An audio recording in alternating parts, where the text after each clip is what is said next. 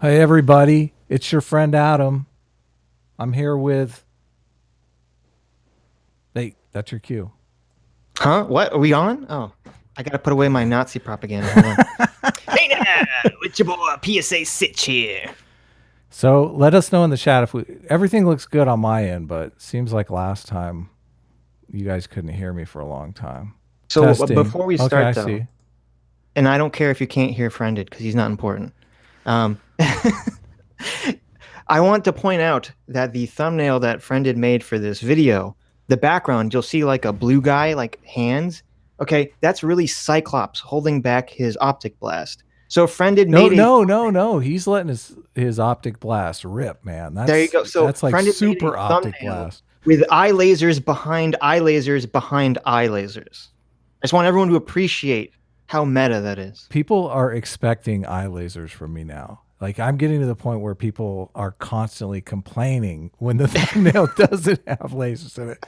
They're like, "What? No lasers? Come on, you're killing me." Did you see the one I did today of Richard Dawkins? I did some cool Of laser. course I did. I, I I watched all your videos the moment they come out. I did I I'm did some. such a good person and a good friend like that. Well, at least you look at the thumbnail. Just look at the thumbnail. That's the way to go. Hold on, my mic always goes down a little bit. So Yeah, I heard. we're talking about this little YouTuber, this little pipsqueak. Little, huh? We need a good nickname for him. We need a good Donald Genetically Trump. modified fedora. That's Put like, it out there. that's a win. Did you come Yeah. up with that on the fly? I came up with. I'm so clever. I came up with this joke right now. No one else has ever thought of this. Oh, I thought he was a much larger channel. I don't feel bad anymore. If you're saying something, your mic is dead, and I can't hear you.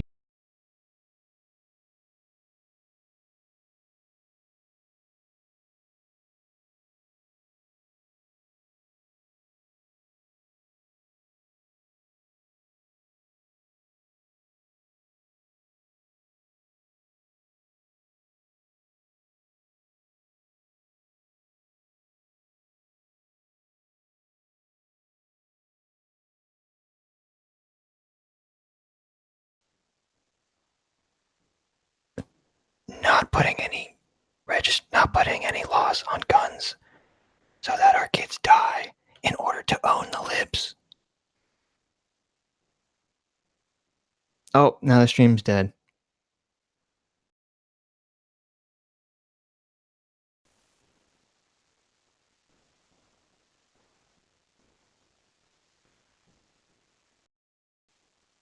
Oh, I can hear you now.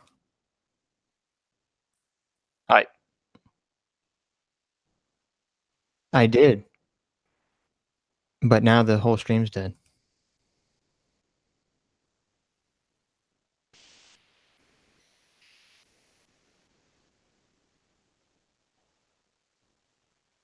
Sounds good.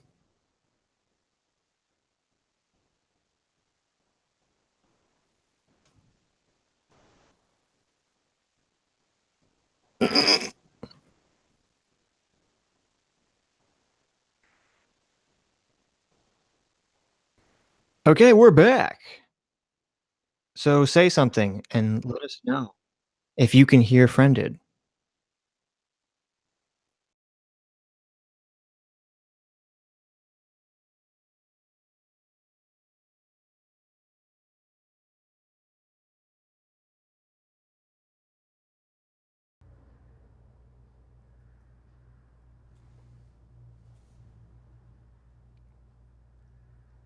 Test test.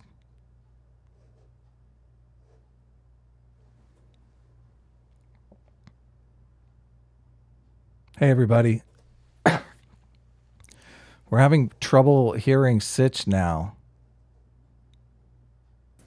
Okay. Can you hear me now? I can hear you now. All right. You can. We yeah, I can hear you. Our stream is still going up and down, and I reset the modem this time. That helped last time I did that, but no one is ever going to watch another stream of ours again. I know.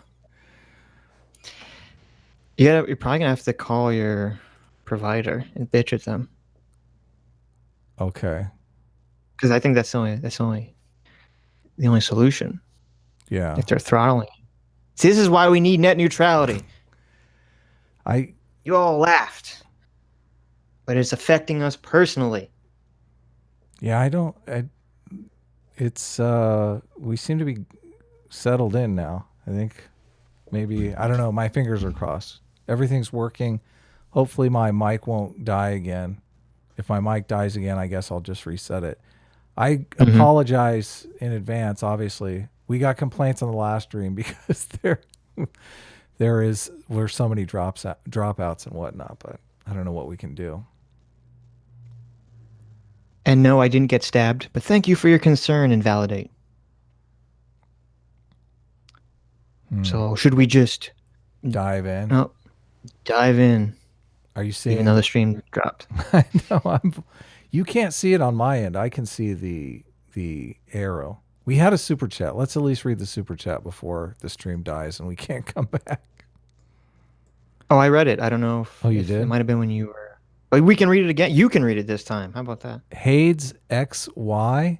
Hades. Oh my god. Oh my god. Is that a Warski moment? Did I just have my Loki moment? You had your, what'd you say the other day? Jungian? My Jungian moment? It's your Jungian moment. I hit it in stride, okay? Okay, kids, it's not a big deal if you get a word wrong. Just fix it along the way. The first half of my YouTube career, I said anecdotal instead of anecdotal. No, you didn't. I did. Everyone was like, Adam, it's anecdotal. Jesus. I must have heard it in some audiobook where they were pronouncing it wrong, and it just kind of worked its way into my brain. But so you said it as a joke, right? It was you were referencing something that no one else knew. No, I was a dumbass. I didn't know what I was doing. I was trying to give you a little ground here. It's okay to be a dumbass. It really is. Just fix it along the way. Being able to say that you're a dumbass and move on, that's like gold right there. Being able to do that is the way to go. Just fix it along the way. Yeah. Good enough. Learn this term. Good enough.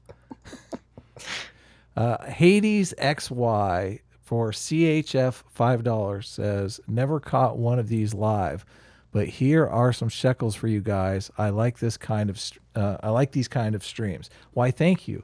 We will disabuse you of that notion that you will like these kind of streams. How dare you? With all of our technical difficulties. No, the content. Well, yes, that's true. The content is gold, but yes, we're still ironing out the technical difficulties, unfortunately. So we see. I just looked up. CHF is a Swiss currency. Really? Oh, so welcome. he is paying back the money that his ancestors stole from my ancestors, who probably died horribly in the Holocaust.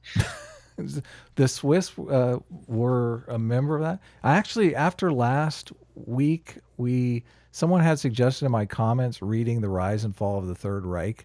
You don't read, so you've never read this book. No, I don't know what you're talking about. So I got the audio book. It's in 5 parts. It's 57 hours long. Oh my god. But it's actually pretty fascinating. And there were some quotes in there. Hitler hated Marxists. Hated them. No, but the Nazis were really communists. What are you talking about? I know, exactly. I'm going, what is this argument? He says so many terrible things about Marx and Marxism. He wanted to be the one, and part of we were right about the manifest destiny thing. He wanted to do an Alexander the Great thing. He basically lays it out in Mein Kampf. He had the most retarded name for the book Mein Kampf. It was like, they shortened it to My Struggle, but it was like, my struggle to unite the German people from all the lands all over the world to make our destiny known. I'm like, dude, you're going into 7 paragraphs here for a book title. So it was completely ridiculous, and evidently it was riddled with spelling errors and grammatical errors as well that they tried to iron out. So, he wrote it in prison though, right? A part of it he wrote in prison, yes. Which was kind of interesting that he actually attempted to take over the German government by revolution at gunpoint, Right. and it failed. Do you know this? I know this. Okay, I don't I don't know. I don't remember anything about the history, but and it failed, and he got thrown in prison, and then he elected to do it through the democratic means. So it's What a nice guy. He failed to violently take over the country, so he just did it legally. I know it's filled with so much weirdness. Like he was Right. definitely just a weird guy, a completely weird guy. So we got another super chat. Multi-one man for $5. Good to know I'll have one of these to put me to sleep tonight. I love you both, and God bless. See, he wants some political ASMR. There you go. That's what he's saying right there. So we're The rest looking, of this video. we were going to look at, what's the guy that I sent you the video, John Stossel? Is it John Stossel or? John Stossel, yes. John Stossel officially triggers SITCH. So yeah, I don't know if you guys know who John Stossel is. He's a Fox News commentator who is like so conservative that I don't have an analogy for it. Like every possible conservative view that's like possible, theoretically possible, he like embodies like the worst version of it. He's technically a libertarian, and I didn't know the guy that much. He did an interview on Crowder, on Steven Crowder. So I checked him out from that, and I was kind of into it. Well, okay, wait a minute. Okay, I have to explain my first run-in with John Stossel. I turn on the TV. It's Fox News, and it's John Stossel, and he goes out and he's like, do you think giving money to homeless people who beg on the streets is a good idea? Well, I'm here to tell you it's a bad idea because they're most likely scamming you. And he finds some girl who's like, begging for change. And it turns out that she lives in like a normal upper middle class neighborhood. And she just does this for money. But he like paints that like, oh, you should never give any money to homeless people because I found this one person who's doing this. Have you seen that video that went viral of the old lady who was panhandling, and she goes off and gets in like a brand new red Prius, and the guy, yes, I have seen that. It's like, and the guy is like pounding on her window, like I give to you every single day. See, right? See, but you're saying that you agree with John Stossel. Well, I did. They're all liars. They're all fakers. Okay, so next week we'll probably look at a John Stossel just for the trigger factor, just to get old SITCH. Just to get me upset. Just to get old SITCH triggered up. I'll do a nice thumbnail with like a trigger. Thanks. Because I was kind of into what he was saying. I thought it made a lot of sense. And I had a friend of mine that was a philosophy major, and she gave me a rundown on why you should never give to homeless people either. And it's probably just because I'm stingy and I don't like giving to homeless people. But if you don't want to give money to homeless people, I don't care. But I think it's really gross to paint this picture that every homeless person is scamming you. Like that's really immoral thing to do, because I think that's such a tiny percentage of people. You don't know though. You're just making that up. It could be 50%. Okay, but when you see people, but when I see people who are like in wheelchairs and they're missing limbs and they're like dressed like crap and they smell terrible, I'm assuming it's not an elaborate scam to get a couple of bucks. I mean, I don't think they make that much. Hey, Shoe on Head is in our chat. You should say hi. Your friend Shoe's here. Hey, what's up, Shoe? Sup. She says she listens to these while she does her chores. Well, that's good. It's good. The Jordan Peterson is rubbing off. She's cleaning her room. Oh my goodness. So we have this video actually triggered me a little bit. You sent it to me immediately. I think it just dropped today. Yesterday or the day before. Okay. It just showed up in my recommend. I don't know. It's so weird. Like, I guess since we look at all these Jordan Peterson videos, I get all the anti ones showing up in my recommended all of a sudden. And I saw it and I immediately thought of you. I thought, oh, I bet Friended is upset about this one. I haven't really watched the whole thing. And he's like, I think it's 4 quacks. So he's he's putting Jordan Peterson up against Alex Jones. 4 ways quacks. It's not 4 quacks. It's 4 okay. different tactics. I gotcha. Okay. So he does in the beginning talk about Alex Jones. So he's putting Alex Jones on the same tier as Jordan Peterson. So it's predominantly about Jordan Peterson then. Right. Okay. I haven't watched the whole thing. So have you watched the whole thing? I did watch the whole thing. Okay, good. So I did one response to this guy on he's doing the responses to Jordan Peterson. He knows Jordan Peterson rakes in the views. So he's like hitting the Jordan Peterson bell over and over again. I think this might be his 4th video on Jordan Peterson, maybe 5th. Rationality Rules is up to 8 videos on Jordan Peterson.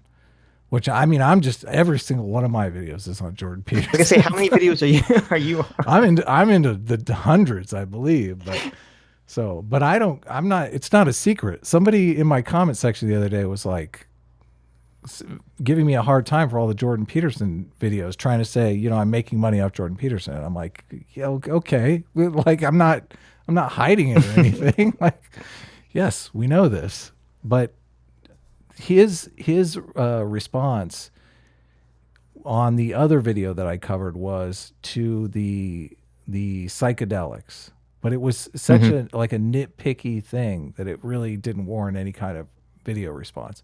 Oh, the using shrooms to satiate smoking desires, to quit smoking. Yeah, exactly. He talks about that in this one too. Again. Oh, really? It's a little nitpick. I stumbled across a Reddit thread that was pretty awesome. It's all the things that people say about Jordan Peterson, like all the standard comebacks, like he's all right, just all the little nitpicks. It was actually took him out of context.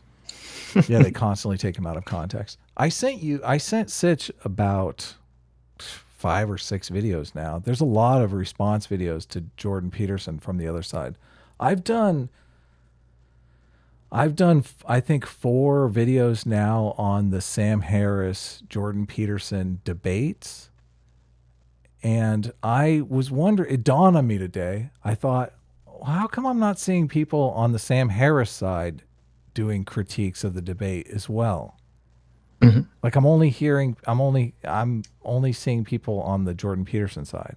Maybe the algorithm is only showing they people. Didn't come out. I mean, they just came out, right? Yeah, so we might see more. So you gotta give it a day. Most people aren't as quick as you are.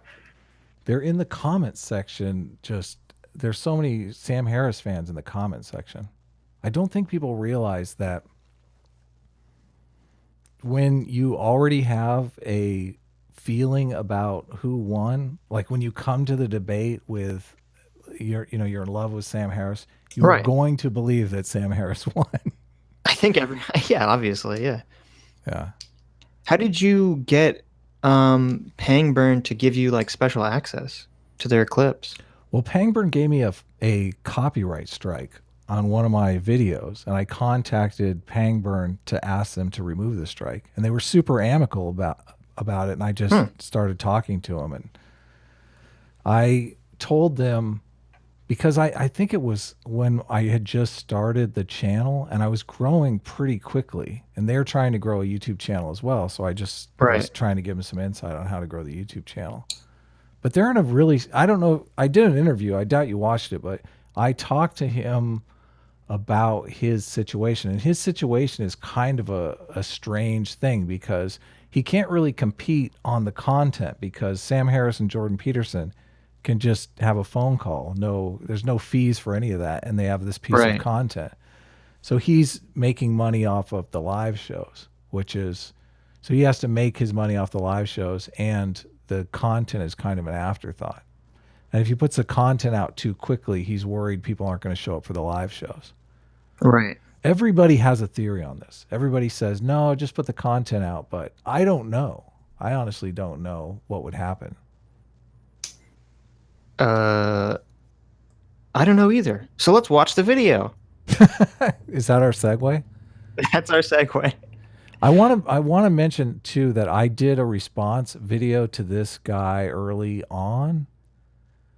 I used him in a response video that I did very poorly, that really triggered the heck out of most of these anti-theists, and they all kind of. Wasn't that a good thing?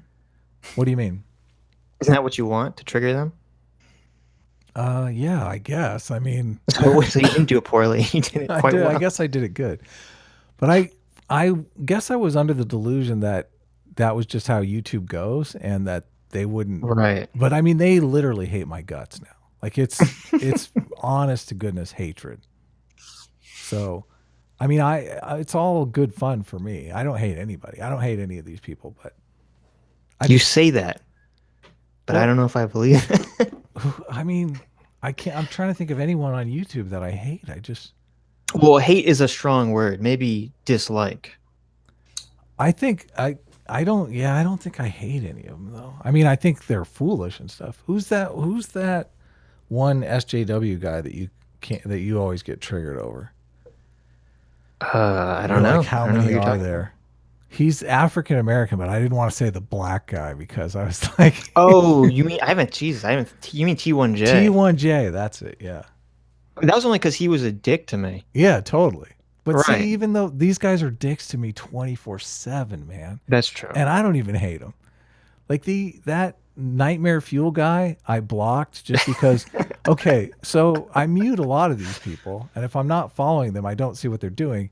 But then I go to their timeline and I see like 7 tweets in a row are retweeting screenshots of my tweets. It's like, right. Come on, guy, knock that off. You're a popular guy. Why are you complaining? No, I don't like that stuff because they totally take you out of context. It's not remotely what you mean. It's bad stuff. So there's no bad publicity.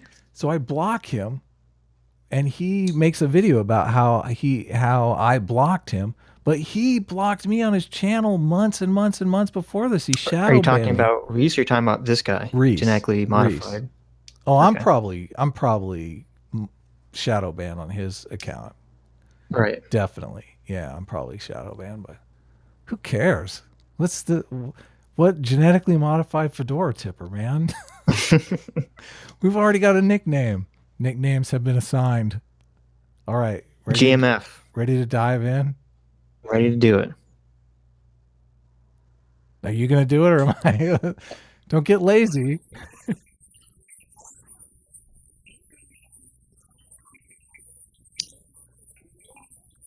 Meaning 12 Rules for Life, an antidote to chaos. From alternative medicine salesmen to pseudo-intellectuals to religious... How do you feel about the SpongeBob opening? I think it's all right. Yeah, they pull clips and stuff like that. I mean, they're trying to be entertaining. It's full propaganda when they're pulling the worst possible clips of Jordan Peterson, though. I mean, that was designed to go cringe. And it's so funny that his argument in the very beginning here is emotional argument. Well, guess what cringe is? Cringe is an emotional argument. Like, we're going to show you this super cringy clip of Jordan Peterson. It's going to give you the skeebies, and then our argument is going to be solid. Well, I will say that when I originally watched this video, I was very distracted because his hair is so foofy and fluffy. I just want to pat it. Look at his little foofy hair. He's like a hedgehog. I want to point out, guess who's going the ad hom like right off the bat? That's not no. I didn't say it's not a bad thing. It's a good thing to have poofy hair, right? Look at his little poofy head. You just want to touch his little poofy head. Have you seen that GIF of the trimming the dog, the little poofy dog? It's like the little clippers. That's what it reminds me of. One of those little toy dogs. His barber probably hates his guts. He's probably there like, no, a little. It's got to be a little, a little more here, a little poof product. See, I was saying it as a nice thing. You're taking this horrible direction. Okay. Oh, okay. I gotcha. So full of negativity, Adam. Oh my God. Religious apologists to politicians and political commentators, many public figures seeking greater power and popularity make use of the same dishonest tactics to manipulate their audiences into siding with and supporting them. Now, I'm sure that if you're the kind of person... See, I want to also point out here that on the right doesn't really see appeals to emotion as wrong. They don't see it as manipulation. The leftists do see appeals to emotion as manipulation.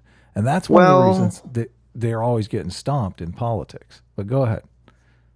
I guess I feel like you're right, but I also feel like the left does the same. Like both sides they do the emotion game for their issue, and then they only do the facts thing when it's something they disagree with. Yeah. Interesting. But I would, as a horrible elitist liberal, I think I agree with the original statement that the right doesn't care about using feels. Yeah, they don't care if they're going to go after someone, they're going to use feels. Plus, if they're going against an issue or for an issue, they know how to hit people in the gut, and that's what they go for. But his opening argument here is that that's manipulation. He also he perceives of religion as an authoritarian structure that is meant to subjugate you, where a lot of people see religion as a way to structure their lives. Like it's a way to, they like that constraint. Well, I mean, I don't know if you can say, like, religion has been used for both ways for thousands of years, both to subjugate people and to structure their lives. So I don't know if you can really say, like, which one is the intended purpose, and does it even matter? Because they've both been used that way. I don't know if that's like a good distinction. But with separation of church and state though, and religious freedom, I mean, we have the best system here. As long as it's voluntary, I don't see how it can be subjugation. Well, still, would you think? What about those evangelion guys who are scamming people for money, out in the Midwest somewhere? I mean, is that a form of subjugation? I think that's corruption, definitely, but not subjugation. Well, if people willingly go to a church, I don't right. I don't see how that can be subjugation. I agree with you. Like if the leaders came out and said we have a religion, a state religion, okay, we're having a conversation about subjugation, but I don't see how that works if people voluntarily join. It's like we have an all-volunteer army now too, so it's hard to say. It's hard to say that the military is right. Forcing anyone to. I mean, we have the most freedom of any nation currently in modern times. Hell yeah! Fuck Canada. Do they have? Yeah, no, I agree with you about the subjugation thing, but I mean, it's definitely been used for large swaths of history. I mean, for thousands of years, Christianity was used as a tool of subjugating people in Europe. What are you clipping? Are you clipping your nails over there? I have a knife. Can you do that after the stream? I can. I'm so edgy. I have to hold the knife while we're talking. What do you? One day, Sitch is going to come on camera with his butterfly knife. He's like, he's going to have his nunchucks. I'm going to put the butterfly knife on the nunchucks. I'm just pointing this out because this. I don't know if you saw this other video this guy did about how woe is me. Woe is me. He's been so subjugated by his religion. I'm just pointing out that that's his angle. I understand. It's SJW, victimhood culture. It's, oh my God, I'm so oppressed because my parents taught me about Jesus. It's like, right. I don't know. It rings very, I don't like it. I don't like victimhood culture. I really don't. I was raised in the church. I was raised Baptist. And I felt like it gave me a good ethics. I think of ethics like sports, okay? When you start playing sports, you're using your mind, right? But soon it becomes muscle memory. And a lot of athletes, they don't even really think about it. That's the idea. When you box, you're supposed to practice enough that it just becomes second nature. It's muscle memory. You don't even have to use your brain anymore. You just use you want moral memory. Yeah, exactly. So ethics is like that. You grow up in a church, you're socialized with this ethos, this forgiving ethos. And then when you're older, you don't necessarily need religion because those ethics are just second nature to you. And I think but there's definitely been lots of people that have not had that positive experience that you had. Yeah, totally. If you were diddled by a priest, for heaven's sakes, I don't even saying like criminal. I'm just saying, they're very strict. The person scares them about hell. Maybe they're gay and they're like super anti-gay. Mm-hmm. The priest is. Yeah, that I understand that. Yeah, I don't know his situation though, because I think it's really easy for someone to get on the internet. And I mean, if he was in one of those churches where they're like hellfire and brimstone for the gays, I'm not in favor of that at all. I completely disavow that. But it's what he talks about in that video. It seems like regular just church. It doesn't seem like, I mean, it seems like he's going off on how he feels lied to, which I understand. Okay. Nobody likes to be lied to, but Well, think of it this way: if it's like you've been raised up as a child and you have this very solid existential worldview, and you say, okay, this is how everything is, and you feel safe and secure in that worldview, and then suddenly, like in high school or college, something comes along and it knocks you right off of that. right. You know, that's the existential hell that Jordan Peterson's always talking about, because now you're suddenly lost because nothing is solid anymore. Right. You discover Santa Claus isn't real, and you're like, oh my God. Well, if you it's base in your the whole world. if you based your whole identity around Santa Claus, sure. But Oh, if I you guess base your you're right. identity around Jesus, That's a good point. That's a real good point. I'm just trying to say you should be maybe a little bit more compassionate to our poofy friend here. Whose side are you on, buddy? I thought we were gonna wail on this guy. What the? It's his hair. It's too poofy. It's distracting me. I think this guy's totally a nice guy. I think the ethics of Christianity, I think he has taken to heart. He's definitely in his anti-theist phase, though. He's like, I've been lied to. I don't want anyone else to be lied to. I was deceived. Like he's in full on retribution mode. He's gonna get even for this, but I don't know. One day he'll mature and become adults like us and realize the truth. Well, I don't. That's the thing about this though, because the the self-authoring program that Jordan Peterson is always pitching. Yeah. That's based on solid psychology. This stuff works. Sure. Like you get people to make public declarations, or not. I guess the self-authoring, it's really even a private declaration.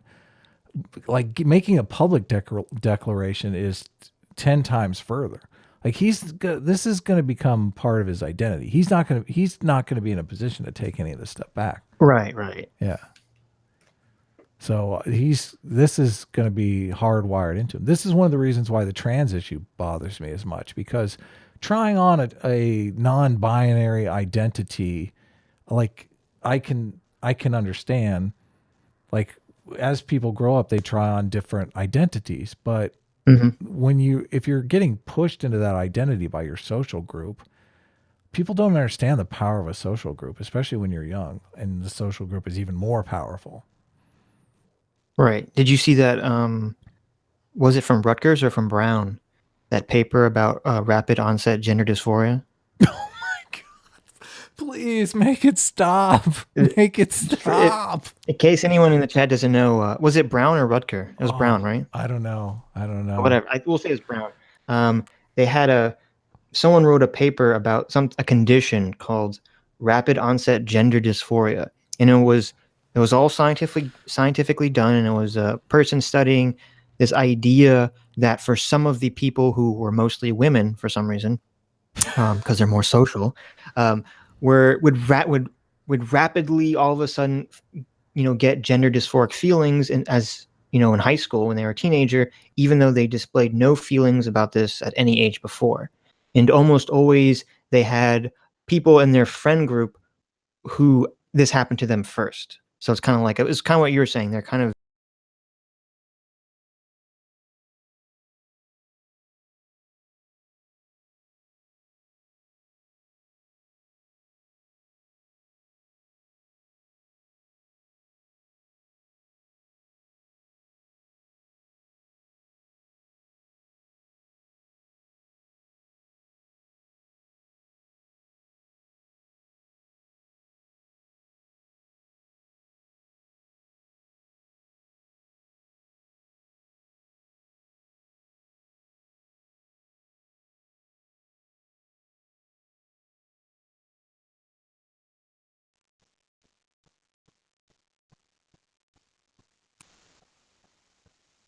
hello?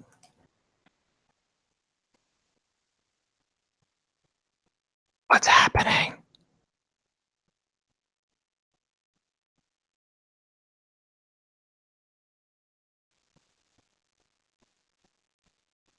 Yeah, can you hear me?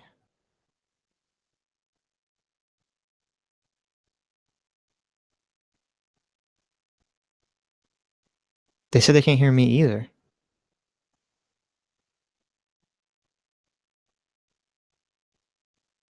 Oh.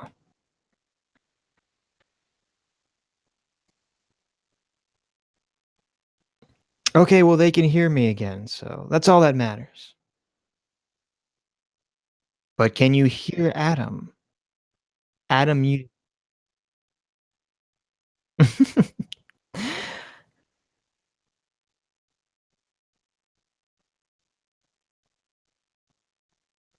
Yes, this is a Jewish conspiracy to prevent Adam, who we know is one step away from becoming alt-right, from slipping in there.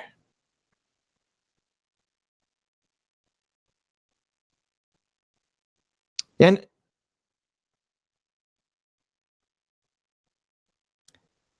yeah, people still can't hear you. So yeah, we'll ask the chat. Why? Okay, chat. Why does Adam get so much like alt-righters? They keep acting like he's so close to becoming alt-right. And I'm like, have they ever listened to anything he's ever said? Because it doesn't make any sense to me.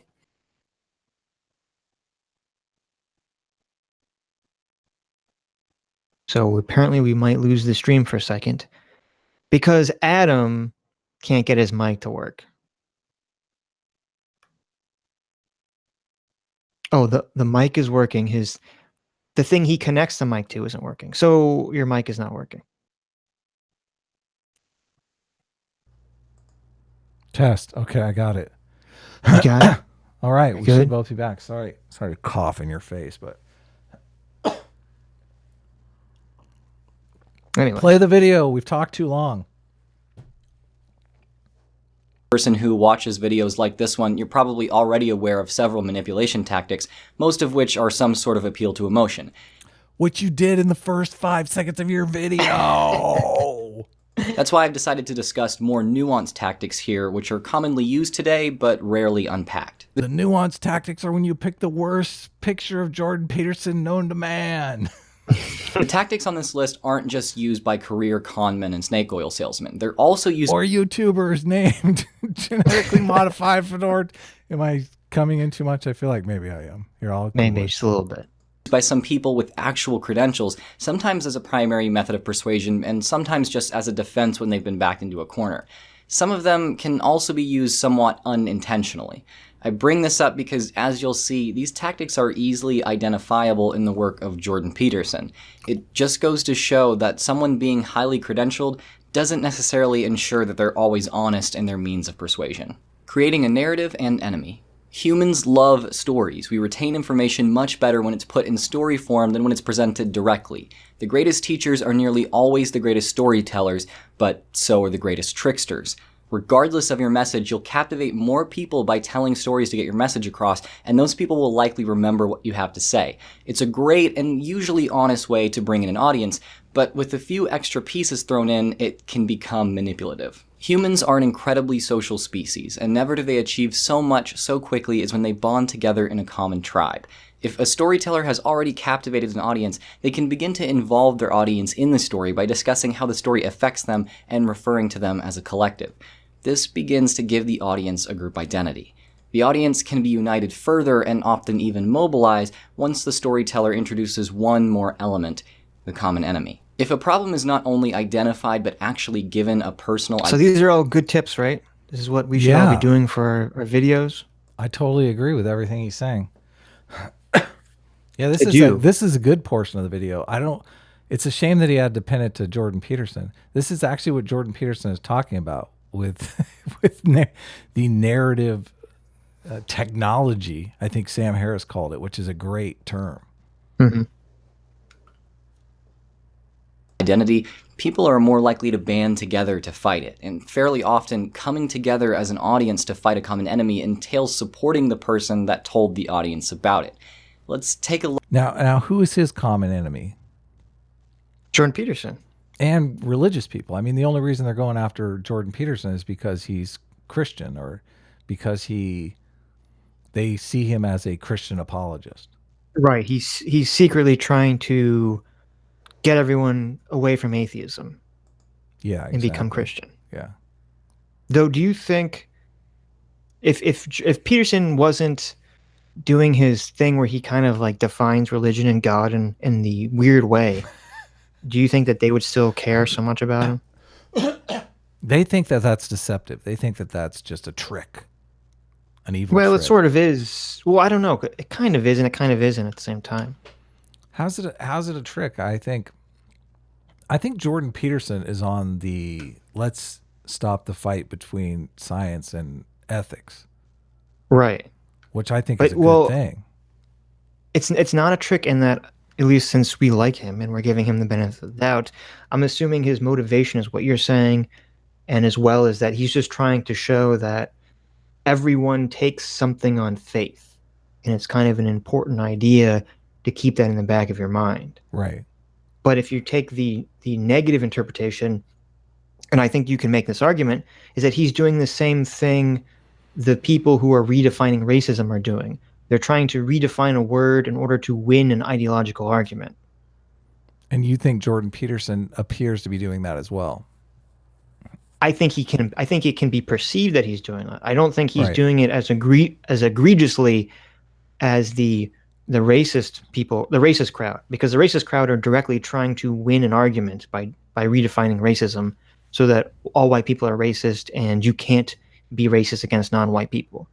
They're doing it to shut down conversation. And Jordan Peterson isn't doing it to shut down conversation. But it's kind of similar. Nietzsche said atheism leads to nihilism. And I think Jordan Peterson believes that atheism is leading to nihilism. And that's what he's afraid of. Yeah, I think you're right, but I don't necessarily agree that it does lead to nihilism. You don't think so? I think it can. I mean, you're not nihilistic. Yeah. Or are you? No, I'm not. Not at all. But I mean, I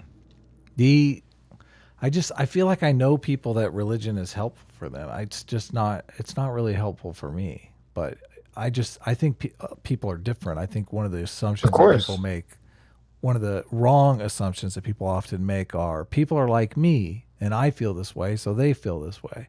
When really people are so different, they don't feel the same way as you. What is his belief? What does he take on faith?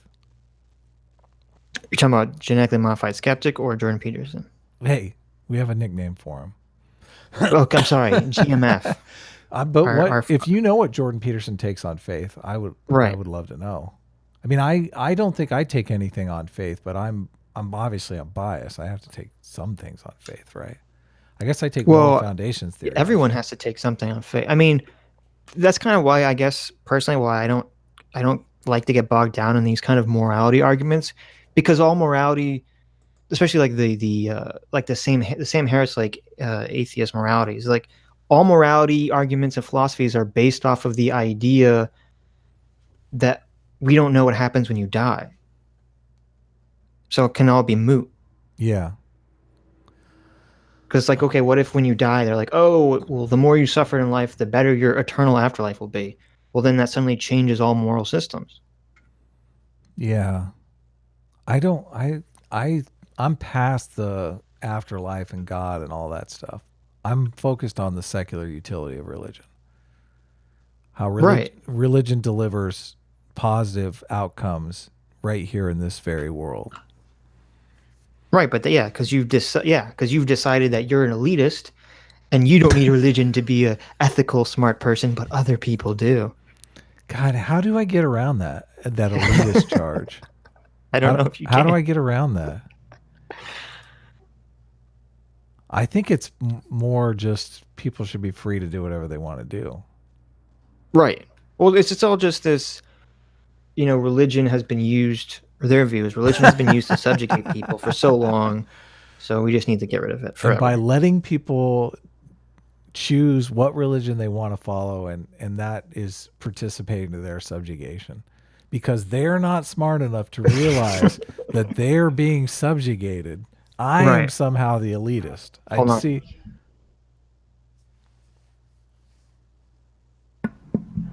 Oh no, did your mic go now? Okay, it's back. Can you hear me? I am somehow the elitist because Yeah. if by not rushing in and saying your God is fake, you should be an atheist like me. I'm the elitist. Well, I wonder if a lot of the kind of atheist stuff would go away if there wasn't so many political ideologies tied into religion. Like if it was like if everyone was like Oh, I a know, Unitarian who yeah. just did whatever, no one cared about them. Like would all these atheists care? Yeah, it's very much a political thing for them. It is very much a political thing for them. They hate conservatives, and they see Right. religious people as conservatives.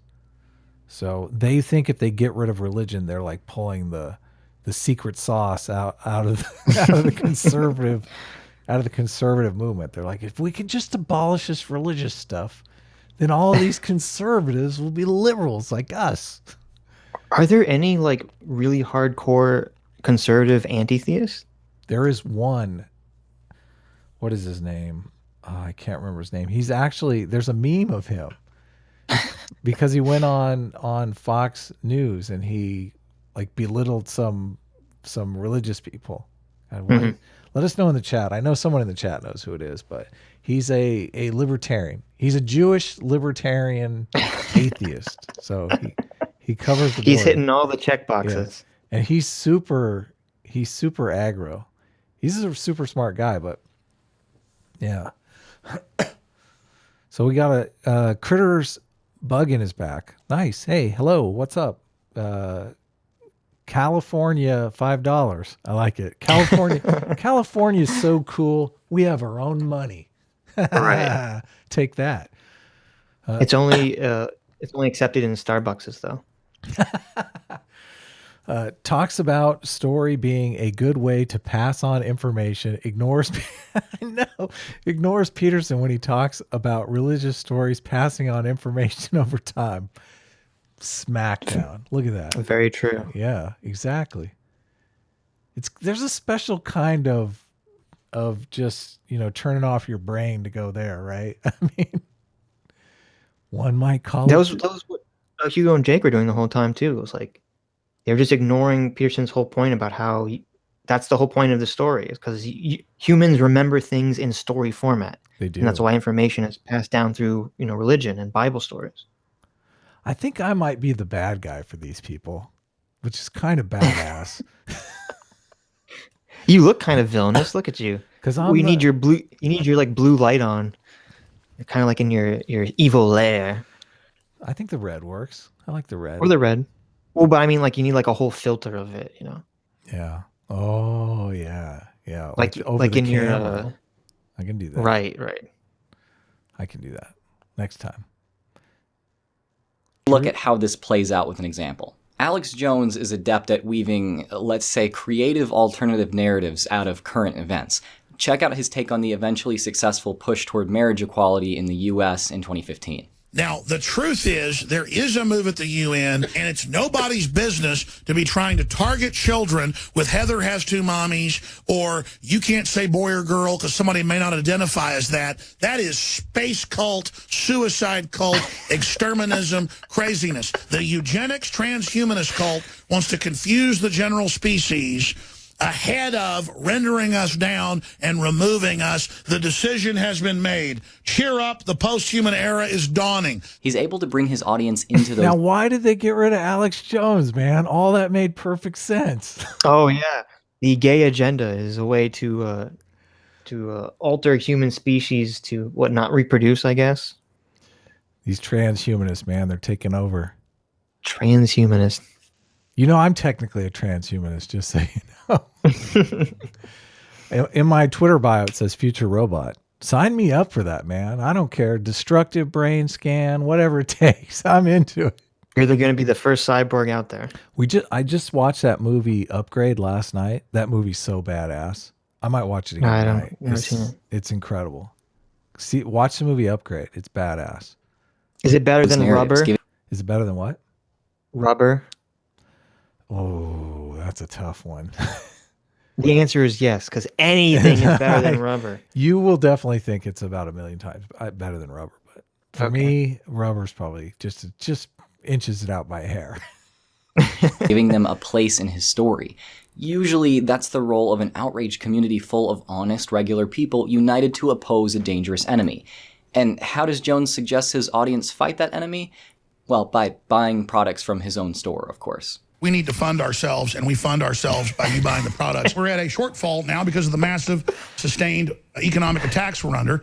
But the listeners in just 2 weeks have almost narrowed that gap. I could have to sell my house to keep this place running 3-4 months. I could have sponsors every segment. I don't do it. I plug enough to fund things. Fund us. Give me the energy, and I will attack the enemy. Don't think that...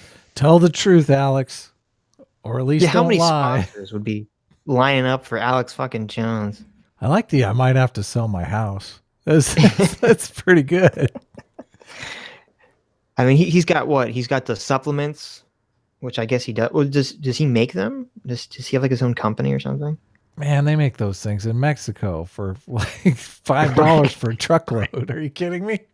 Right. It's just powder. It's just sawdust. It's just sawdust and ground up animal parts. Well, whatever they can't use, whatever the butchers can't sell, they just put in those female vitality pills. Oh my God.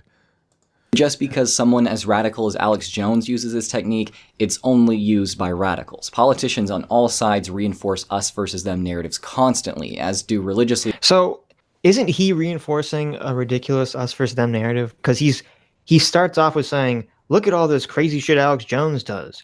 But you know who else does it? Jordan Peterson. Yeah, it's guilt by association fallacy. Although he's not even really made an association. He just poisoned the well by showing He's Alex just setting Jones. up an emotion for you to feel. Oh, yeah. He You're doesn't supposed have to feel direct repulsed. associate. Yeah. Yeah. Leaders of various faiths. It's not working, But buddy. regardless of the speaker, manipulation is manipulation. The controversy bait and switch. Nothing grabs your attention like an unapologetic controversial statement. Getting a massive amount of bad publicity for making such a statement is so easy in the age of the internet that people everywhere do it by accident constantly. But what if you could gain publicity like that purposely and then turn much of it from bad to good? Well, that's what some public figures are successfully doing today. Here's how this process works. A public figure purposely makes a controversial, inflammatory statement, and the public reacts predictably by loudly and overwhelmingly giving their thoughts on the statement, which draws greater attention to the figure who made it.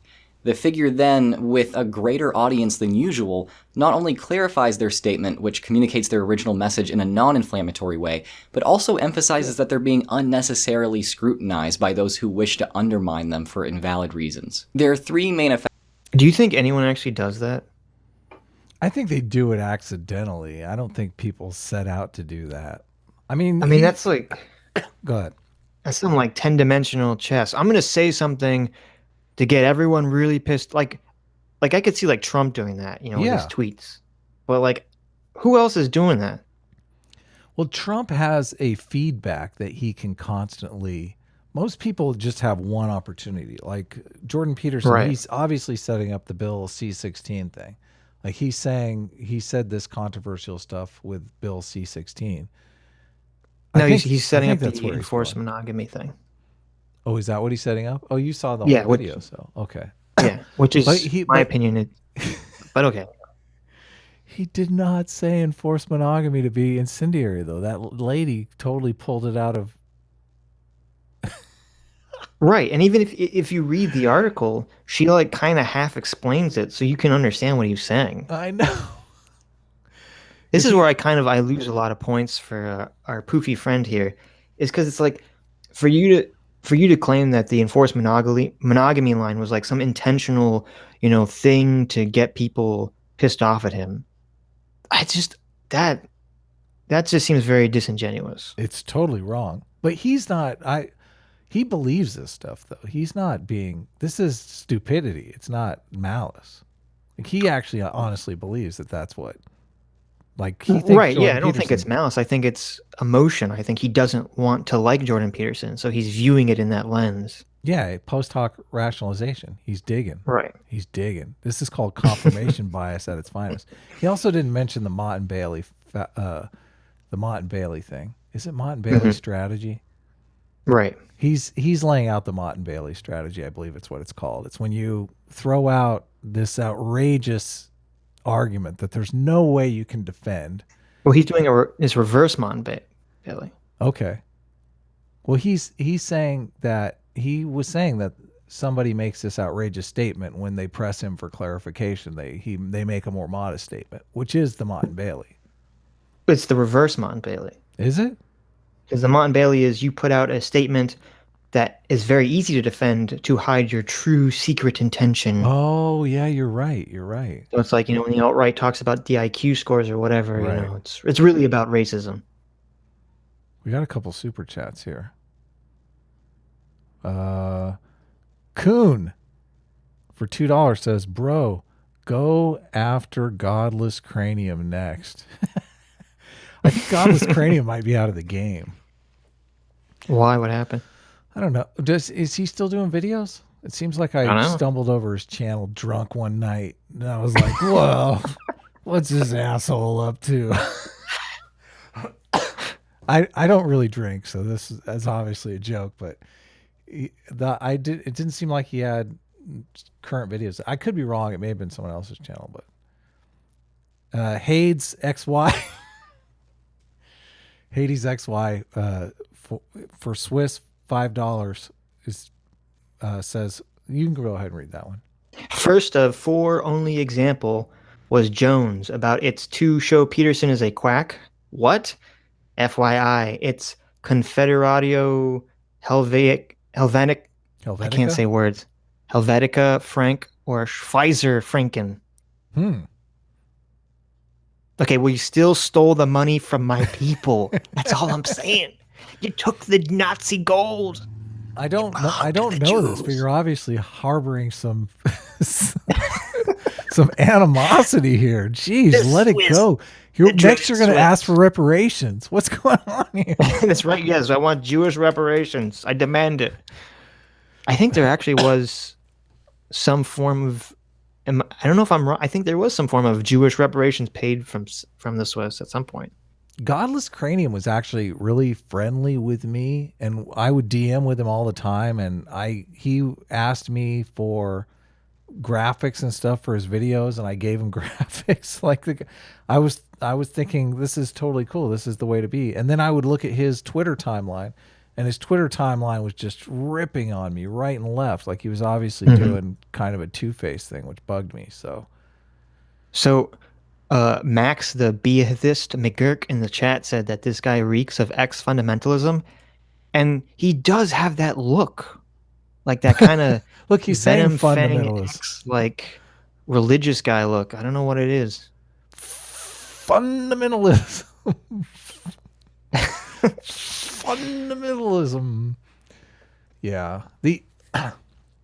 That fundamentalist personality doesn't leave. They just change religions. Right. Now he's fundamentalist anti-theist. Which the belief anti-theist is the thing that they have faith in is that the world would be hearts and unicorns. If we could just get rid of these evil religions, there'd be no more conservatives. Right. Well, it's like Candace Owens. She just changed teams. She didn't change as a person. Totally. Did you see that Eric Weinstein was talking about Candace Owens? He used the word Candace Owens and intellectual dark web in the same. Oh no! Yeah, somebody. Eric, what are you doing? Somebody added me. Eric, they were like, "Where's your video?" Because I made that video that was totally critical of Candace Owens. I took that video down. If anyone's looking for it, because it had clips from Charlottesville in the end, and it kept getting demonetized. So I didn't want to. I deleted all my demonetized videos, and now when I put up videos, they're not demonetized anymore. So that's your working theory. Well, it is working. It's okay. Well, there you go. It's literally working. Approach. 1. The public figure gets to communicate their message to a larger audience. 2. The figure gets to paint their opposition as unreasonable or even malicious. And 3. The figure actually makes more enemies, giving their supporters someone to unite against, which means more dedicated support for the figure. How can you I mean, like this is a tactic that I guess you can say people do, but how could you tell that someone's doing it? Because you're relying on mind reading. Yeah. Well, SJWs can all read minds. You don't know that? Oh, Come on. I forgot. That's like Totally that's their forgot. signature move. When you select SJW on your character sheet, the perk you get is mind reading. Yep, plus 10 mind reading. Whether intentional or not, Jordan Peterson constantly pulls this off very successfully. Take his enforcement. Okay, wait a minute. Okay, he just spent this whole time explaining this strategy, and it's entirely intentional. And then he says, but with Jordan Peterson, maybe it's not intentional. Well, then he's not fucking doing it. If it's not intentional, then he's not doing it. That just means he's saying something and people don't understand what the fuck he's saying. And why? How long are we into this video? Why didn't he show us examples of Jordan Peterson doing this? Like, why are we? He's about to. Oh, okay. Monogamy statement. In an interview with the New York Times, Peterson encouraged the idea of what he called enforced monogamy. Now, the sound of that term, the way a layman would take it, is pretty jarring. The interviewer interpreted the term rather literally, thinking it meant legal and physical enforcement of monogamy. Think Handmaid's Tale. Okay, so that's not even a fair characterization, because it seemed from the article that she knew exactly what he meant. Correct.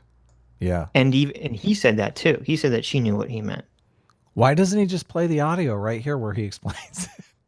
Oh, he's going to, but it's even worse than that, because this tactic doesn't even make sense. Because, like, okay, if Jordan Peterson was like at a speech or put out a tweet or something, he's controlling exactly what it goes out there. Right. But this was like an interview where the interviewer shows what information to include and not include. Right. She set him up. Right. So, but he's like, so is Jordan Peterson this Machiavellian character who's like, oh, if I say enforced monogamy, then she'll really have to write this down. He's a hypnotist, man. Don't you know? He did the mojo on her. He's like, enforced monogamy Instead of included like in the pocket watch, article. he has like a lobster claw that he just puts in front of you. Backlash against Peterson for using this term was huge, bringing a ton of attention Why do to you him think then she saying used it? this. I don't mean taking innocent women at gunpoint and handing them over to useless men, which is essentially the accusation. You know, and it was really interesting to watch that unfold. What I meant was that monogamy as something that's socially valued appears to be essentially a human universal. And the enforcement is social norms. It's like, well, think about it. I can't believe that I even have to say this. So that's why, like, I'm a New York Times pariah, is because... What's up with the two cuts, man? What are we missing here? You notice that? Mm-hmm. I think We're missing monogamy, the one piece of the all video things considered, is that shows that he's a liar. That shows Fedora Tipper's a liar, right? GM Right. Fedora Tipper. Yeah. That must be exactly what it is. I don't know. I'm sure you do that too all the time, where like I'll cut something just for time, and then people are like, "Oh, you cut something. There must be some like information that proves you wrong right there." Well, I don't care. But I only cater to the people who like me. I don't care about the people who hate You me. just delete those comments and block the information. I do, man. I banish them to hell. a good idea. So, okay, fine.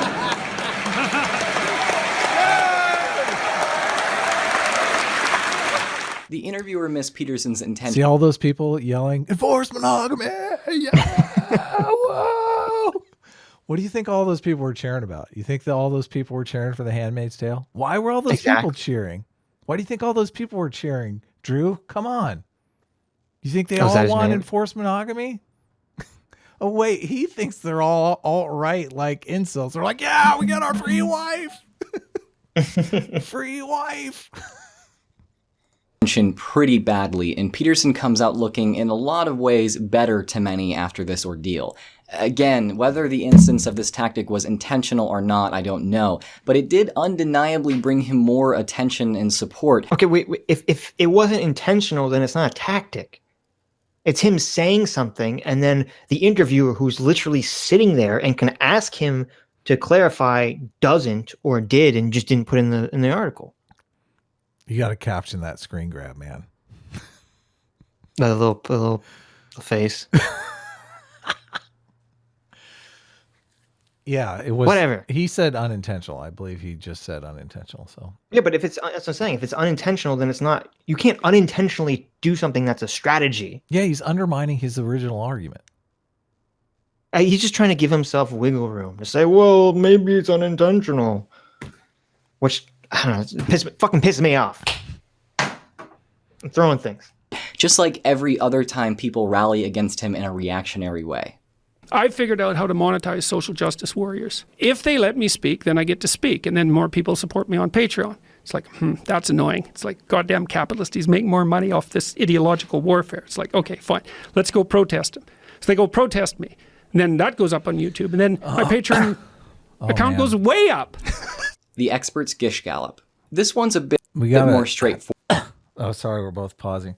We got to mention Robert Dahalik.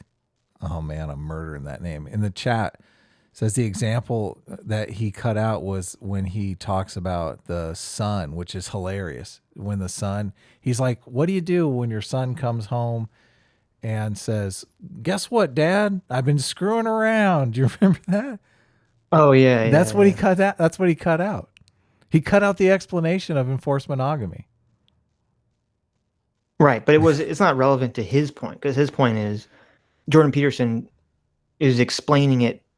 Jordan Peterson is planning to explain it correctly later, after everyone gets mad at him. But listen, this propaganda piece that GM Fedora Tipper did, he knew what he was doing when he cut that out. He's like, oh man, that totally that makes Jordan Peterson look like a nice guy.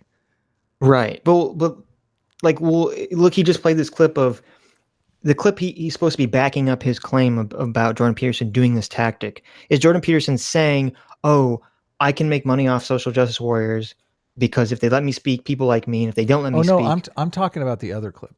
No, I know, but I'm saying that what he just did was worse, because the clip he just played of Jordan Peterson saying if the SJWs don't let me speak, it drums up controversy and I get more money. That has nothing to do with his point. Yeah, the enforced monogamy point. No, I mean, it has nothing to do with Modified's point that Jordan Peterson is purposely saying things that are misleading. Because that's not what Jordan Peterson's just saying. If you try to prevent me from speaking, then it helps me. He doesn't say, oh, I'm putting out, false information out there just to draw people in. That is why people love Jordan Peterson, because he's saying things that are just on their face true. Like, you tell people, oh, guess what? There's only two genders. And they're like, people have a problem with the fact that there's only two genders? It's like, well, I think a lot of it's just because he's able to take these concepts that everyone kind of agrees exist for good reasons, but then he explains why they exist, and you go, oh, I never thought of it in that way. Hey, thanks for pointing that out in the chat. I'm going to recut this video with the entire clip of what he cut out, and you just upload it. You'll see. Actually, I'm going to point out that he cut that stuff out. I did a video a long time ago where ContraPoints had actually edited Christopher Hitchens and cut out a bunch of really important context, and I put the video up and it just went gangbusters. People love that stuff. They're like, what? Selective editing? And it totally goes against everything that he's like. This whole video is an anti-manipulation video, right? And he's manipulating the hell out of us. Oh, yeah, definitely. Forward. If you're speaking in front of thousands of people, especially as part of a debate, it's tough to get away with using blatant logical fallacies or dropping supposed facts that you can't back up if you don't disguise them. But if you can hide those flawed bits of rhetoric in plain sight, they might actually work in your favor. Gish galloping is a well-known debate technique in which a person overwhelms their opponent with as many arguments as possible in a short period of time.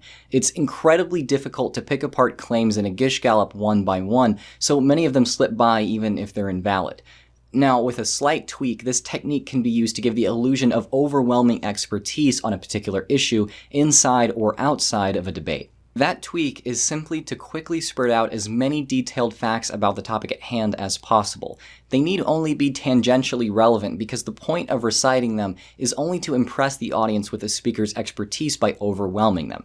Here's another Jordan Peterson example. In his talk with Matt Dillahunty, Peterson claimed that people can't stop smoking without a supernatural experience, and that supernatural experiences that discourage smoking can be induced with psilocybin. So He you know that he misspoke there, that he clarified afterwards that you have an 85% chance of quitting smoking, not that you can't quit smoking without. I thought he said 85% in that debate. Yeah, he says 85%, but he just mischaracterized Jordan Peterson's position when he said he claimed that you can't quit smoking without Right. a mystical experience. That is not Jordan Peterson's position. Well, 85% is a lot. Like, if you can't, you know, if only 15% of people can quit smoking on their own. You're like just going with it. I mean, yeah, he shouldn't have said that, but it's, you know, it's close. It's, what is it, true enough? Is that what we're going with? Yeah, totally. I love that. You don't like it. That's how the New York Times article got written. Forced monogamy, true enough. Exactly. That's why I don't agree with it. But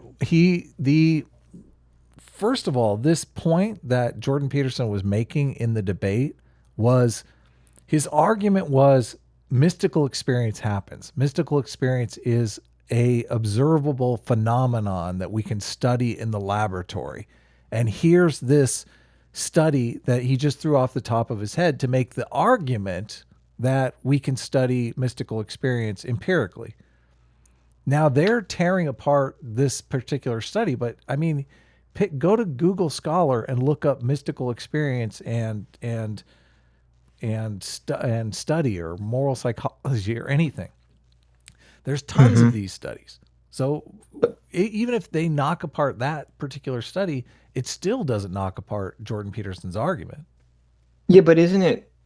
I mean, it's kind of you know, as an advocate of shrooms, as we talked about in earlier episodes of this podcast, it's kind of a problematic to, I think, refer to people on shrooms as a mystical experience, because it's like, okay, well, what the fuck's the definition of a mystical experience? I mean, I think, you know, Matt Dillahunty was talking about this during that debate. He's like, well, it shows that people who do shrooms, something happens in their brain and it helps them, you know, quit smoking. That doesn't mean that it was a mystical experience. Yeah. These studies, Jonathan Haidt talks about the studies in his book, The Righteous Mind. That's why I immediately knew what he was talking about. And some of the people, and Jordan Peterson says this in this debate, he says the people describe it as one of the top experiences of their entire lives. They go back and ask these people 20 years later, and they're like, yes, I remember this psychology experiment where we all did DMT together, or whatever they gave, psilocybin, and it transformed their lives. He even mentions, Jordan Peterson mentions it, that they have a boost in openness to new experience, which they measure with personality tests by a standard deviation. I don't know what a standard deviation is, but it sounds good. Like, I think it's like. But isn't it like the problem though is when you say mystical, doesn't that imply something unscience, you know, something supernatural, I guess? Yeah, Jordan Peterson talks about this in the debate, but Matt Dillahunty is so uninformed, so unread, so uncultured. So, did I say uneducated already? So no, but I guess my point is that shrooms could have that powerful effect on people without being supernatural. Yes, but it depends upon how you define supernatural. And well, that's kind of the problem here. Jordan Peterson brings this up in the debate, though. Jordan Peterson is defining supernatural as the metaphorical substrate, the narrative story world that is kind of outside the natural world. You understand what I'm saying? Right, I understand. The collective that, but Matt conscious. Dillahunty and genetically modified Fedora do not accept that as a definition of supernatural. No, they don't. And this is what when I made my video critiquing this other video, that I don't know, he's running out of material here. He's got to go back to this. He already covered this in another video. But this point that he's making here, he doesn't understand how Jordan Peterson, like, is it because there is a miscommunication going on here? Do you blame Jordan Peterson for that miscommunication? Well, I just think it's a bad argument that he's bringing forth. Who? Jordan Peterson? Jordan Peterson, because as I said, it's evidence that something shrooms does can help you stop smoking. I mean, because the problem is that it relies on his definition of supernatural, which I don't think is most people's definition of supernatural. Yeah, totally. I think he was screwing with Dillahunty the whole time, man. Have you watched that debate? Okay. Have you I don't watched think that he was debate? It's screwing, hilarious. It's totally hilarious. Yeah, it's funny. Everything he says, he triggers Dillahunty like 4 or 5 times during the debate. Like I've done some videos where I zoom in on Dillahunty and Dillahunty's like rage. he's like the Incredible Hulk. It's awesome. So we have a dead man gave us a super chat. Royce Pember? Seven. Who's that? Why is he dead? Royce Pember. I don't know who that is. So the weebs in chat will understand. This guy is normally fair, but he's an atheist, worried about how much credence Jordan Peterson gives religion and is trying to go after him. Yeah. Doesn't that like describe every atheist that goes after Jordan Peterson? For me, it just totally destroys their brand. I don't know how you can take them seriously when they just are misrepresenting Jordan Peterson right and left. Yeah, that's the problem. Is it ruins their credibility on other issues. Yeah. The one of the other videos that I sent to Sitch, we're not going to watch it today, but it was Jimmy Dore and climate change. And I don't have a really solid position on climate change. Do you have a solid position on climate change? I just haven't dug into the research, and I know that sounds like Paul Ryan. Someone in chat said I was talking about the wrong person. Oh, you messed up. I messed up. I'm not as big of an anime weeb as I thought. Royce Pember is not an anime character? I was Ray Pember. Oh, you dork. I'm such a loser. I'm sorry. I'm sorry. But in terms of climate change, I mean, I haven't personally researched it at all, but I'm obviously more, being a elitist liberal, I'm more inclined to believe it's true. Yeah. He goes after Jordan Peterson. I guess there's a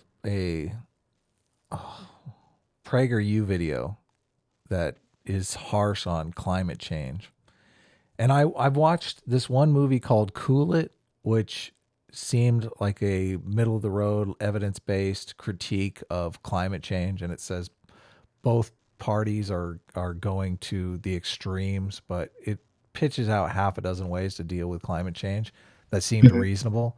And there was I think it's a PBS Nova on climate change, where it's called Global Dimming, I think is the name of the episode. But I guess when September 11th happened, there was no air traffic over the United States for 3 days, and it caused this really weird super low temperatures at night and super high temperatures during the day. And they were saying that all of the jet traffic, all of the contrails, which it's funny, like contrails, when you say contrails, you think of Alex Jones, right? The contrails. But these condensation trails, they're water vapor, artificial clouds, I guess reflect a lot of the sunlight back and are causing the climate change not to go super crazy. The analogy that they use in the PBS special is like, imagine 2 semis going in different directions at full speed with like a rope between them. Right. So it's kind of like we need more planes flying up, is what you're saying. Well, this is one of the ways to deal with climate change is to release, like they could put a particulate matter into jet engine fuel and increase that global dimming effect quite substantially just by making a change to the jet fuel. Who knows what it's going to do to us. If they did that, they would all say, oh, this is just proof they're putting in the chemicals that are going to sterilize us all. Exactly. Well, if they picked a good chemical that sterilized the right people, then, But I think they're still working on that. Did they say anything in the Jewish newsletter about that? I can't remember. I can't actually just divulge that information publicly.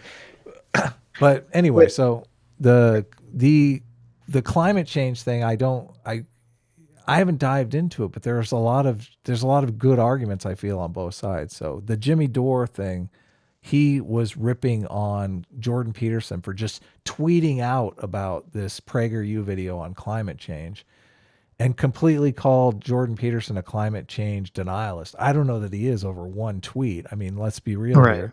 And then why didn't he criticize the Prager video? Like, why does he have to? Like, who cares if Jordan Peterson tweeted it? He did criticize the Prager video, and he cited some random YouTuber. I was like, "Who's Peter?" Like, Peter North is some SJW. I see that guy tweeting like there's 76 genders and stuff. Oh, Peter Norway.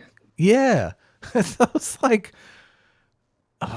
it's just these people. Your credibility goes out the door when you're a 72 genders on one thing, and then you're climate change is real the other way. It just bugs me. So, but in the video, Jimmy Dore starts going off about how Jordan Peterson is for enforced monogamy. And I'm like, oh God. So if climate change, let's just say I am on the climate change is totally real and it's the thing we should be completely scared about and you should be losing sleep over it every night. If you watch that video and you know Jordan Peterson is not for enforced monogamy and he was totally tarred and feathered by the New York Times over this, you're going to take everything that Jimmy Dore is saying about climate change, which is a serious issue, and you're going to toss it out the window. It's so bad to be mixing these issues up like this. Yeah, that's a good point. Jordan Peterson is a lightning rod for this stuff too. But genetically modified skeptic, there is a group of people out there that want this stuff. They want to think Jordan Peterson is a bad guy, and he's it's so funny. This is what he actually got right in the video. Jordan Peterson is who you've made out to be the bad guy, and you're going after him. We get that. We understand that. There's a market for that. I've perused his comment section, and it's pretty hilarious. Shall we continue? Psilocybin use aiding in smoking cessation is evidence for the supernatural. He eventually admitted that this wasn't definitive evidence for the supernatural and went on to say this. If you give people psilocybin, for example, and they have a mystical experience, not only are they much more likely to quit smoking, which is really something, but they're also much less likely to suffer from death anxiety if they have cancer. Like, that's quite the thing. And not only that, if you test them a year later and they've had a mystical experience, which the majority of them regard as the most significant one, two, or three experiences of their life, including such things as getting married, their personalities are permanently altered in the direction of more openness to experience and more creativity by a standard deviation. Like, that's walloping effects. Laying out this information didn't change the argument from either side. In fact, it hardly affected the course of the conversation at all. This information given on top of the information on psilocybin that Peterson gave previously, some of which wasn't even correct, simply overwhelmed the audience with a sense of Peterson's credibility. It gained him some ground after he lost a bit in this part of the conversation. If you want to hear more... Go ahead. I feel like this is really... I don't know if it's intentional. I don't know if it's intentionally dishonest or if he's just confusing himself, because this is supposed to be about, what was it, gip gashing or whatever the fuck it's called? Yeah, gish galloping. Yeah, it's supposed to be, okay, you throw out a bunch of arguments and then they can't respond to all of them. Like, that doesn't apply to this situation in the slightest. Yeah, because Peterson's argument is that people have supernatural or mystical experiences that have a profound effect on them. And he's giving you a bunch of things that happened, when a bunch of positive things that people experience after having a mystical effect. That's how you support the argument. I don't understand what's wrong with that.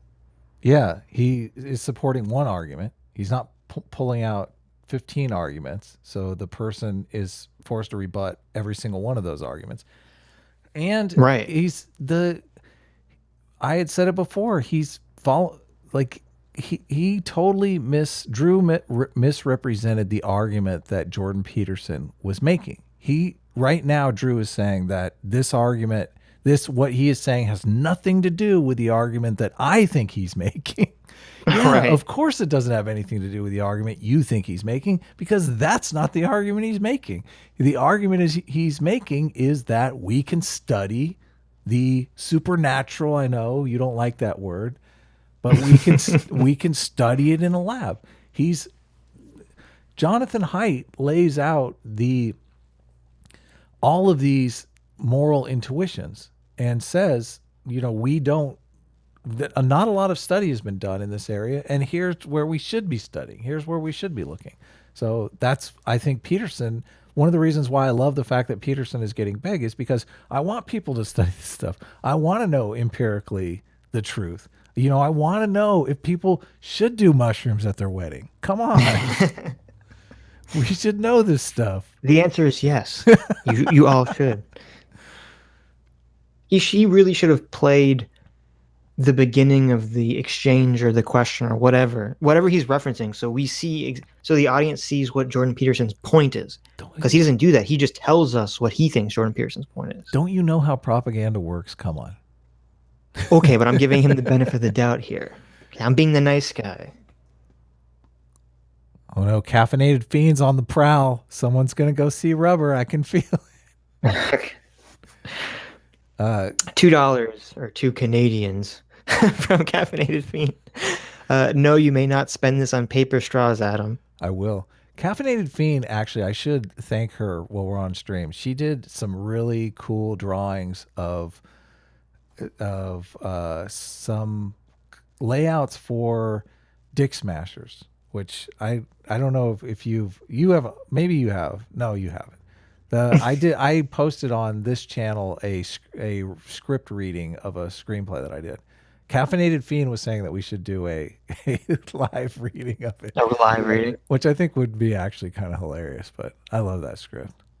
That script is a drug addict's, it's better than Rubber. Let's just put it that way. Well, that's a low bar. I don't know if that's where you want to be setting it. It's better than Star Wars. I mean, the recent Star Wars, that's also a pretty low bar. No, the original. Okay. Hold on, another $2 Canucks from Caffeinated Fiend, or InfoWars Mexican steroid supplement SITCH. Yeah. I can't guarantee that. I need my female vitality supplements. I saw really gotta. She did some really good drawings of you and a comic of you and me too. Yeah. Yes, Caffeinated Fiend is a very talented artist. Yes. Thank you so much. I forget what I was going to say. We can move on to old Drew here.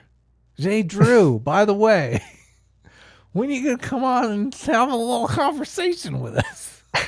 Debate me, Drew. we want to talk to you about this stuff in real time. We don't want to be misrepresented. We care about the truth here. We want to know the truth. Look, Drew, I just want to know what product you put in your hair that makes it so poofy. That's what I really want to know. He must be taking hair supplements. More about the lost ground I'm talking about, I do have a video about that, link in the description. The science sandwich. You've probably heard of tossing a word salad, creating a nearly unintelligible mixture of words. This is usually what... Doesn't tossing a word salad just seem Know. sexual? It's so wrong. So wrong. Someone had said the perfect comeback for that, because with Peterson, if it's complicated, it's a word salad, right? But if it's simple, it's so common sense. Like, why are you bothering telling me this? It's like the guy can't win. He can't say he can't say anything without people giving him a hard time. Hades, or how did you say it? Hades XY. I never. Hades XY. I'm deleting Hades that XY for two Swisses. We stole nothing. We only misplaced things. You know. I love it. That's a man after my own heart right there. What? Stole something? Are you kidding me? I borrowed it. I just can't find it. I didn't steal something. Someone else stole it and then gave it to me legally. Jimmy, I'll read the next super chat. Oh, Stephen Michael Davis. What's up, Steve? $4.99. Jimmy Dore might be the biggest douche on YouTube.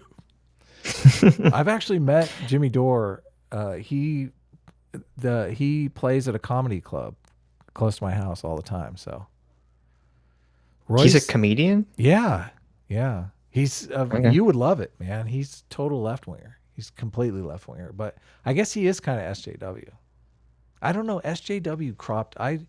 I saw Jimmy Dore before 2014 when the SJW thing started going bonkers. Right. Royce Pember, Pember. another 3 Aussies. Jordan Peterson or Sam Harris? ? Yeah, what does that mean? I guess, who do you like better? Which one? Like, I don't know. I'm scared to comment. What do you mean? We all know the answer is Jordan Peterson. You're Yeah, totally but on maybe the it's like JP train. it's like, who do you want to have sex with or something? I don't know. It's just a rando question mark there. We might. So if you neither.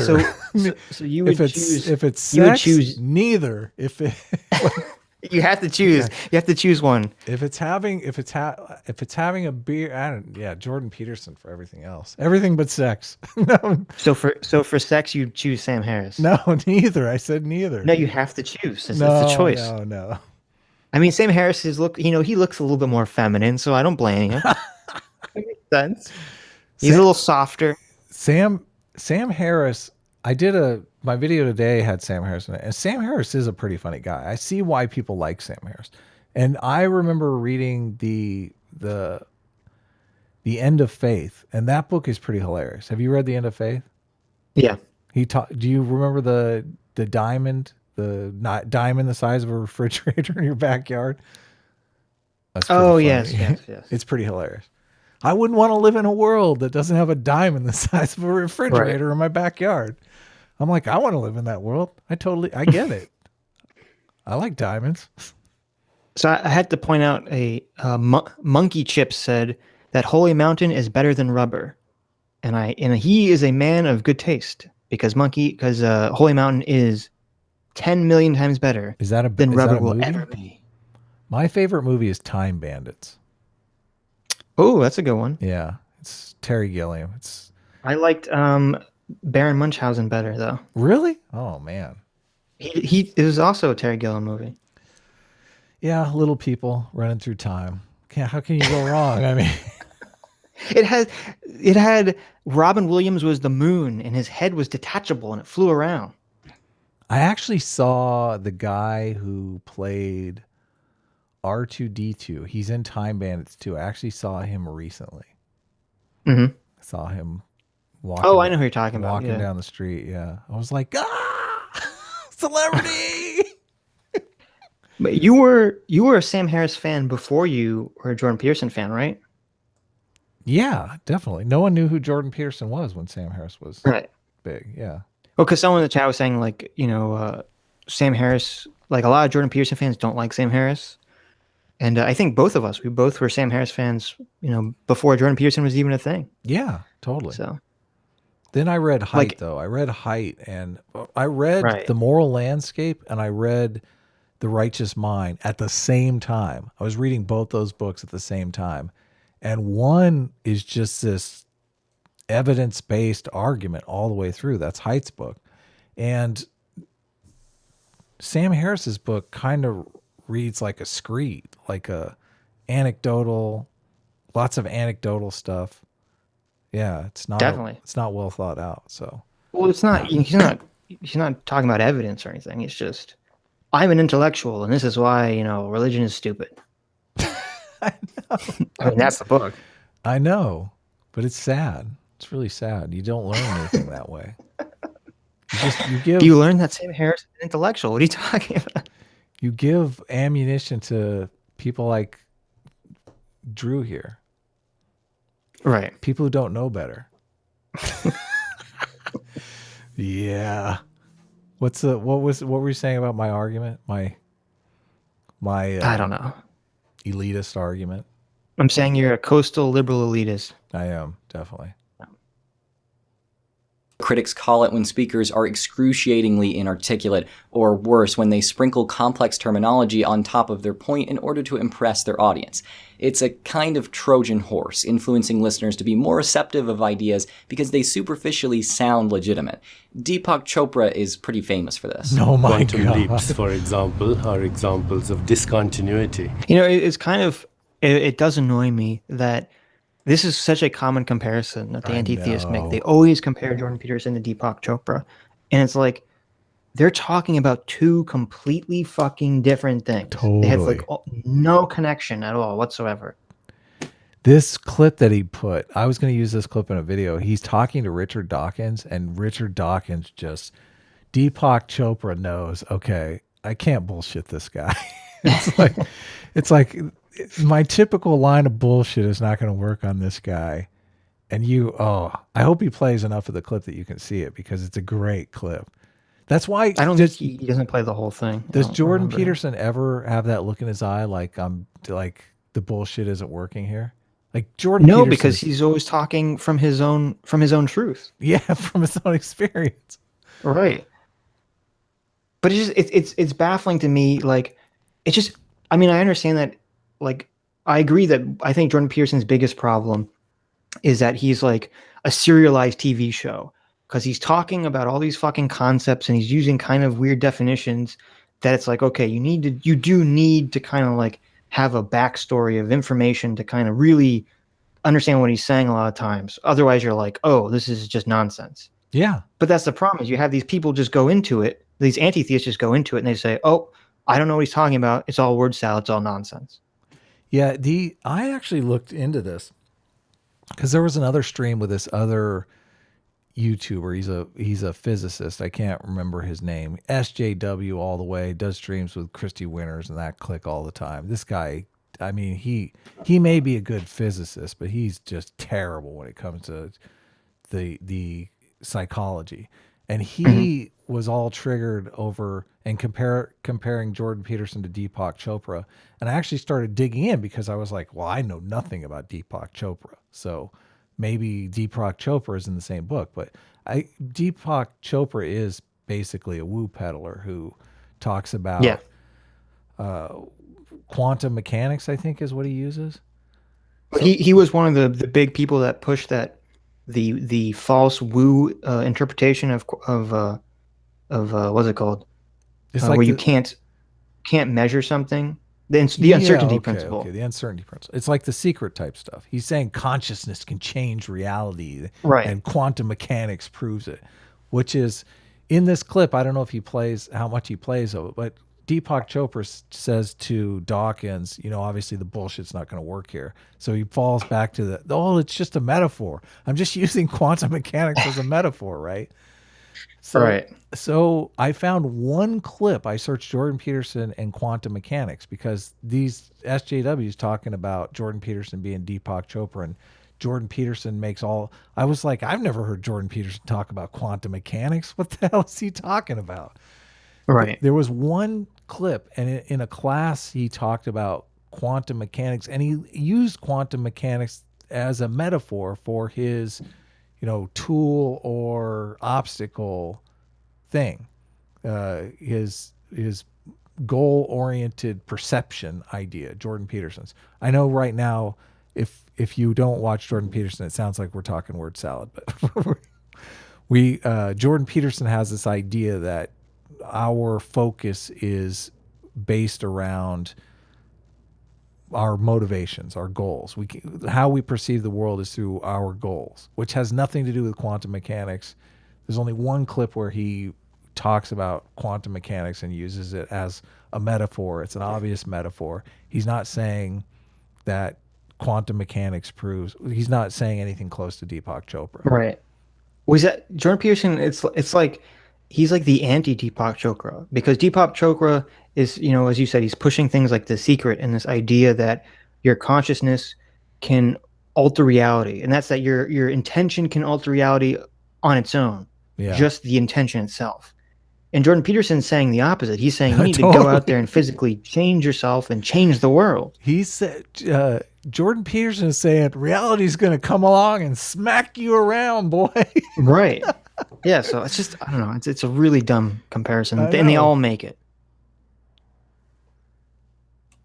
And creativity and consciousness is also an example of discontinuity, and that healing may be a biological phenomenon that relies on biological creativity, that at very fundamental levels it may be a discontinuous phenomenon. It's something unpredictable that happens in the proliferation of uncertainty. What I call... Do you agree with me that Chopra looks like his eyes are just saying, is he buying it? Is he buying this bullshit? He does look a little worried. He's like, is he buying it? Why is this camera so close? Is that a zoom lens? Holy shit. Why did I agree to this? Why did I cash that check? Building a science sandwich is not unlike that, but it has some key differences. Tossing a word salad happens over the course of just a few sentences, whereas You don't mess up and say that once and then say it again. I know. Oh my God. Good. We got to meme that one. That, Though, that tossing even a with- word salad has got to be. Yeah, definitely. Though even with like Deepak Chopra, I'm sure like what he's saying makes sense to him. I'm not saying he believes it, but I'm sure he's not just making up words. No, Like he's trying Deepak to is say making some it up. concept. I don't know what the fuck it is because we don't have the backstory to it. But I think Chopra's getting rich, though. I think Chopra is making it up. he's been rich. Yeah, but you can always, like, come on. I think he was like, I thought he was like really big in the Oprah, or Oprah was like really into him for a while or something. Really? Oh, wow. I think so. That might have been where he got his start. I'm not sure. Wow. Crazy. Notice he's not. Why isn't he going after Deepak, I wonder? We'd be right here with him. It's no challenge, you know. When I do my edit of this video, I'm going to cut out the word part. So it just says, when you toss your salad. Gotta get him saying it twice, too. It'll be hilarious. You guys are going to love it. sandwiching can be done within a paragraph, but it's usually done across the course of several speeches or lectures. Speakers that practice sandwiching speak on two or more topics that earn them legitimacy. These are usually, but not always, scientific topics. They then speak on a less legitimate topic in the midst of the others, so that topic appears legitimate as well. Much like describing What is he basing this on? Where is he getting this stuff from? It feels like he's just pulling it out of his rear. Right. Well, I mean, I'm sure someone does it. I don't know. I don't think Jordan Peterson does it. Like some rando, just. Yeah. But he's talking like this is straight out of the Art of War or something. Like this is how it's done. Like I've read 48 Laws of Power. I don't remember any of this in there. If this is on the Wikipedia page of philosophical logical fallacies. Oh man. Woo in scientific sounding terms, this tactic is all about stealing the impression of legitimacy from where it's been earned to be utilized where it hasn't. Unfortunately, this can be seen across Jordan Peterson's various lectures. You are likely to hear him. You know who's actually done that is Scott Adams, and Scott Adams talks about it pretty extensively. Scott Adams talks. Go ahead. You mean he does it on purpose? Is what you're saying? Yeah, Scott Adams Yeah. plays with an open hand. He's like, first of all, I'm a cartoonist. Like nobody wants political advice from a cartoonist. So his goal was to get his name in news stories next to legitimate political analysis.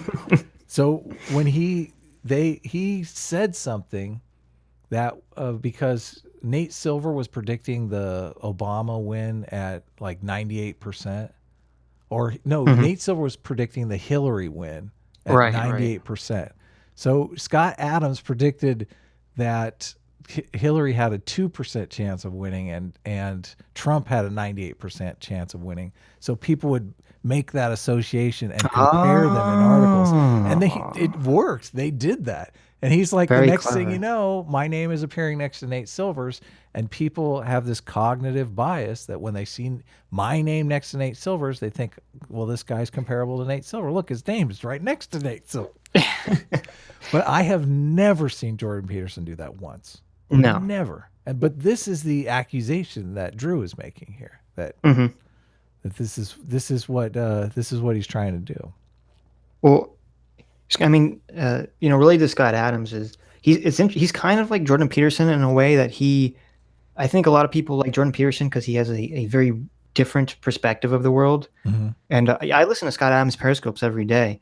And even though I disagree with him like on a lot of stuff, like a lot of stuff, I still find it very interesting just because he has such a unique perspective of the world. Yeah, he has. I have virtually the same perspective as Scott Adams, but I've discovered that you can't really say it in mixed or just you. It's not a philosophy people want to hear. Like people don't want to people don't want to accept that if a guy's name appears next to another guy's name in an article, all of a sudden he has reputability. But that's the way the mind works. It's sad, but true. I mean, this is why I don't think Drew knows any of this consciously. I think just intuitively he knew, well, if I put Alex Jones next to Jordan Peterson, people are going to make the connection that Alex Jones is a quack, Jordan Peterson's a quack. It's really nefarious what he's done. Well, okay, well, here's a question. Okay, for my upcoming video, which should hopefully come out this week at some point, where I talk about P plus P equals racism, prejudice plus power equals racism. Mm-hmm. I talk about in the beginning that the most notable version of redefining words in fiction is, of course, in 1984. So, I mean, is that fair? Because I'm kind of doing the same thing. I'm comparing it to a very extreme example. There is no such thing as fair. Okay. Fair does not exist. It's so funny because people on the left... you're saying toss away the ethics, just do whatever. Well, you might as well control it if you can. I mean, because there are things that you're going to miss and not be able to. I mean, you're trying to make an argument. What is this called in argumentation? Like there's pathos and I think it's pathos. I don't remember the difference between pathos and ethos. I think pathos is persuasion. Someone in the chat can let us know if I'm getting it wrong. I asked the chat about something else and I never looked at the chat to see. Pathos is a quality that invokes pity or sadness. What? Say that again. Pathos is a quality that evokes pity or sadness. Oh, well, that's not it then. I don't think that's what you were looking for. Yeah. That's the problem with our culture. Our culture is being dragged down by pathos. Like that whole video that he made. And the video this is the way that I look at things a lot of times. The video where Drew comes out and says, woe is me, religion really cramped my style. I may have been something. I may have been a winner if only I hadn't been indoctrinated with this religious stuff. It's very pity me, woe is me. That video got, I think it's like 150,000 views. It's one of his highest grossing videos. That tells me that the moral intuitions out there of people are just calibrated to pity. Like they just see pity and they're like, oh, gotta have me some of that pity. Like I watch that video and it just rubs me the wrong way. I don't have I have a low tolerance for the pity. So I looked up the ethos pathos logos. Yeah. So ethos is an appeal to authority, typically.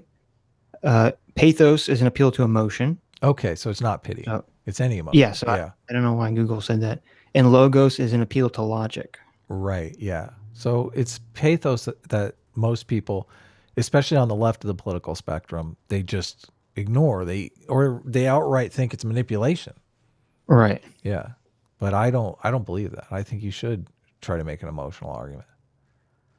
I think you should try to make your best argument. This is another thing too. Well, but wait a minute. Don't you agree that making an emotional argument that's not based on facts? No, it's not a good thing to do. Yeah, it's got to be based on logic and evidence. And like once you're convinced by the logic and the evidence, the pathos is the last thing that you employ. That's how you persuade the person. Right, exactly. You want to persuade them. But it's dishonest because usually when people paint it dishonest, they're saying, oh, the person making the pathos appeal to emotion argument knows they can't make the logic argument, and that's why they make the emotional argument. Yeah, pathos is no substitute for logos. Okay. You got to have the logic and the rational side of the argument. I do not condone that. Right. The problem that I have with this video here is Drew is ignoring the logical side of the argument completely, right? Well, he's not making a logical argument. He's just saying Jordan Peterson is guilty of these things, but then he's not. Because I don't like him. Right. Yeah, exactly. But he's not making that conscious. We're assuming he's not making that a conscious decision. Here at Sitch and Friended, we like to give people the benefit of the doubt. Unless we don't like Yeah, and then we pound them. We pound them as they toss the salad. Oh no. Scratch that. We beat them. Him talk about and teach well-tested, reputable concepts in psychology. He's an accomplished clinical psychologist, after all. Political conservatives tended to be low in trait openness, that's the creativity dimension, and high in trait conscientiousness. Whereas political liberals tended to be high in trait openness and low in conscientiousness. And so one of the things that's extraordinarily interesting to know from a Big Five perspective is that your political proclivities are very powerfully influenced by your temperament. But you're just as likely to hear him teach on Jungian concepts, which are largely unverified. There's another one that Haidt has teased out, that liberals score very low on loyalty and conservatives score very high on loyalty. And the conservatives have the rally around the wagons mentality, where the liberals are just, they eat their own. Which you see that all the time. If you know that, Right. it's pretty easy to spot.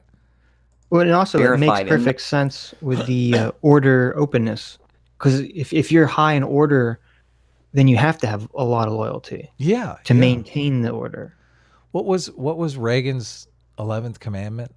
It's totally based on loyalty. I don't know. I have no idea what you're talking about. It's Ronald Reagan was thou shalt not talk badly about Republicans or conservatives or something like that. Oh, okay. Which is that's based on loyalty all the way. Right.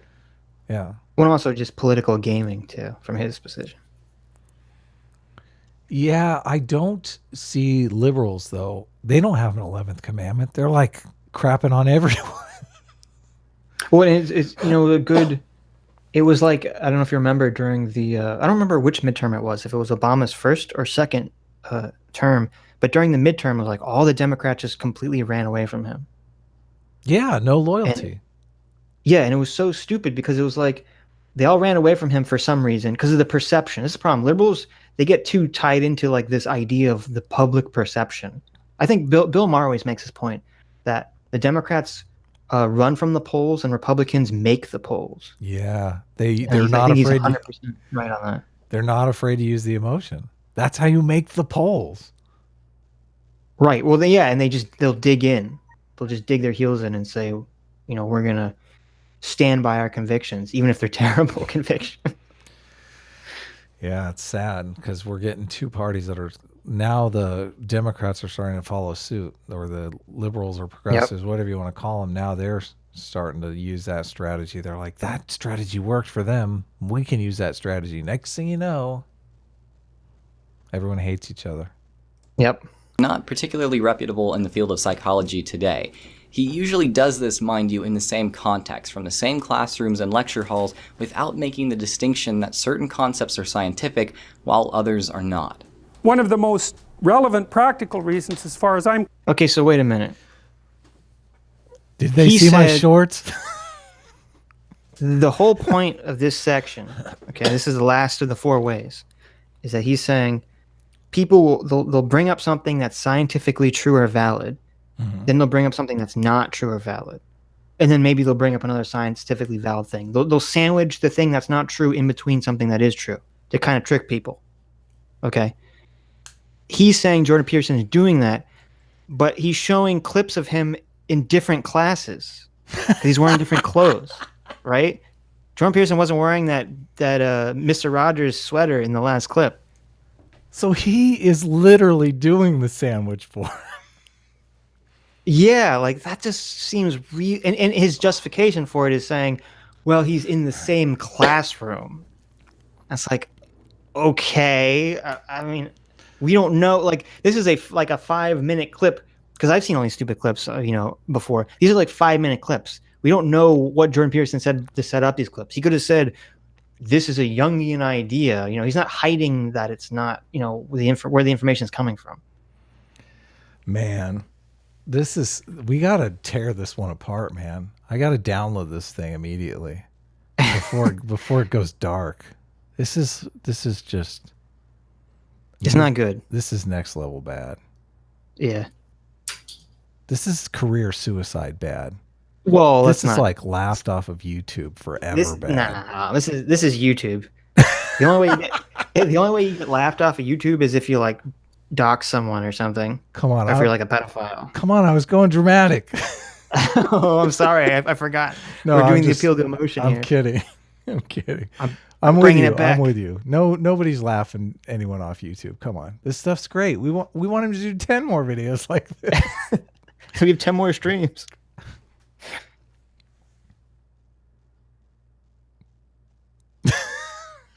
Okay, concerned is that integrating narratives, and so those would include political narratives, integrating narratives have their force because they draw on universal archetypes. Otherwise they wouldn't have any power, right? Because they're basically stories. Political stories derive their power from the underlying archetypal representations. This is problematic because most people aren't educated enough on psychology to know the difference between analytical and experimental psychology and recognize that one is being taught to them as... Okay, this is, oh my god, this is like really frustrating. He's in a psychology class. I'm assuming he's explaining whatever the concept is that he's talking about. The kids didn't just walk into class and he didn't just start saying archetypes. He's saying, he always fucking quotes Jung. Like in every clip, he's like, oh, this is a Jungian idea. Like the kids know what they're being taught. Yeah. Like there's no deception happening. No, not at all. The deception that's happening is Drew. I mean, this is totally deceptive. Not only that, he said experimental psychology and something. I was like, those terms seem wrong to me. Mm-hmm. Yeah, he didn't say, I mean, it's clinical psychology. And well, I mean, experimental psychology is a thing. I cut him off, so I don't remember. But the what other he one was saying let's back it up a specifically, little. How do we do that? You do it. Mental taught to them as if it's the other.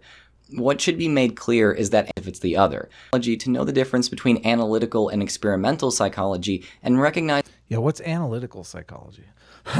You got a psychology degree. What's analytical psychology? I do. It's analytical psychology is literally what you classify Jung as.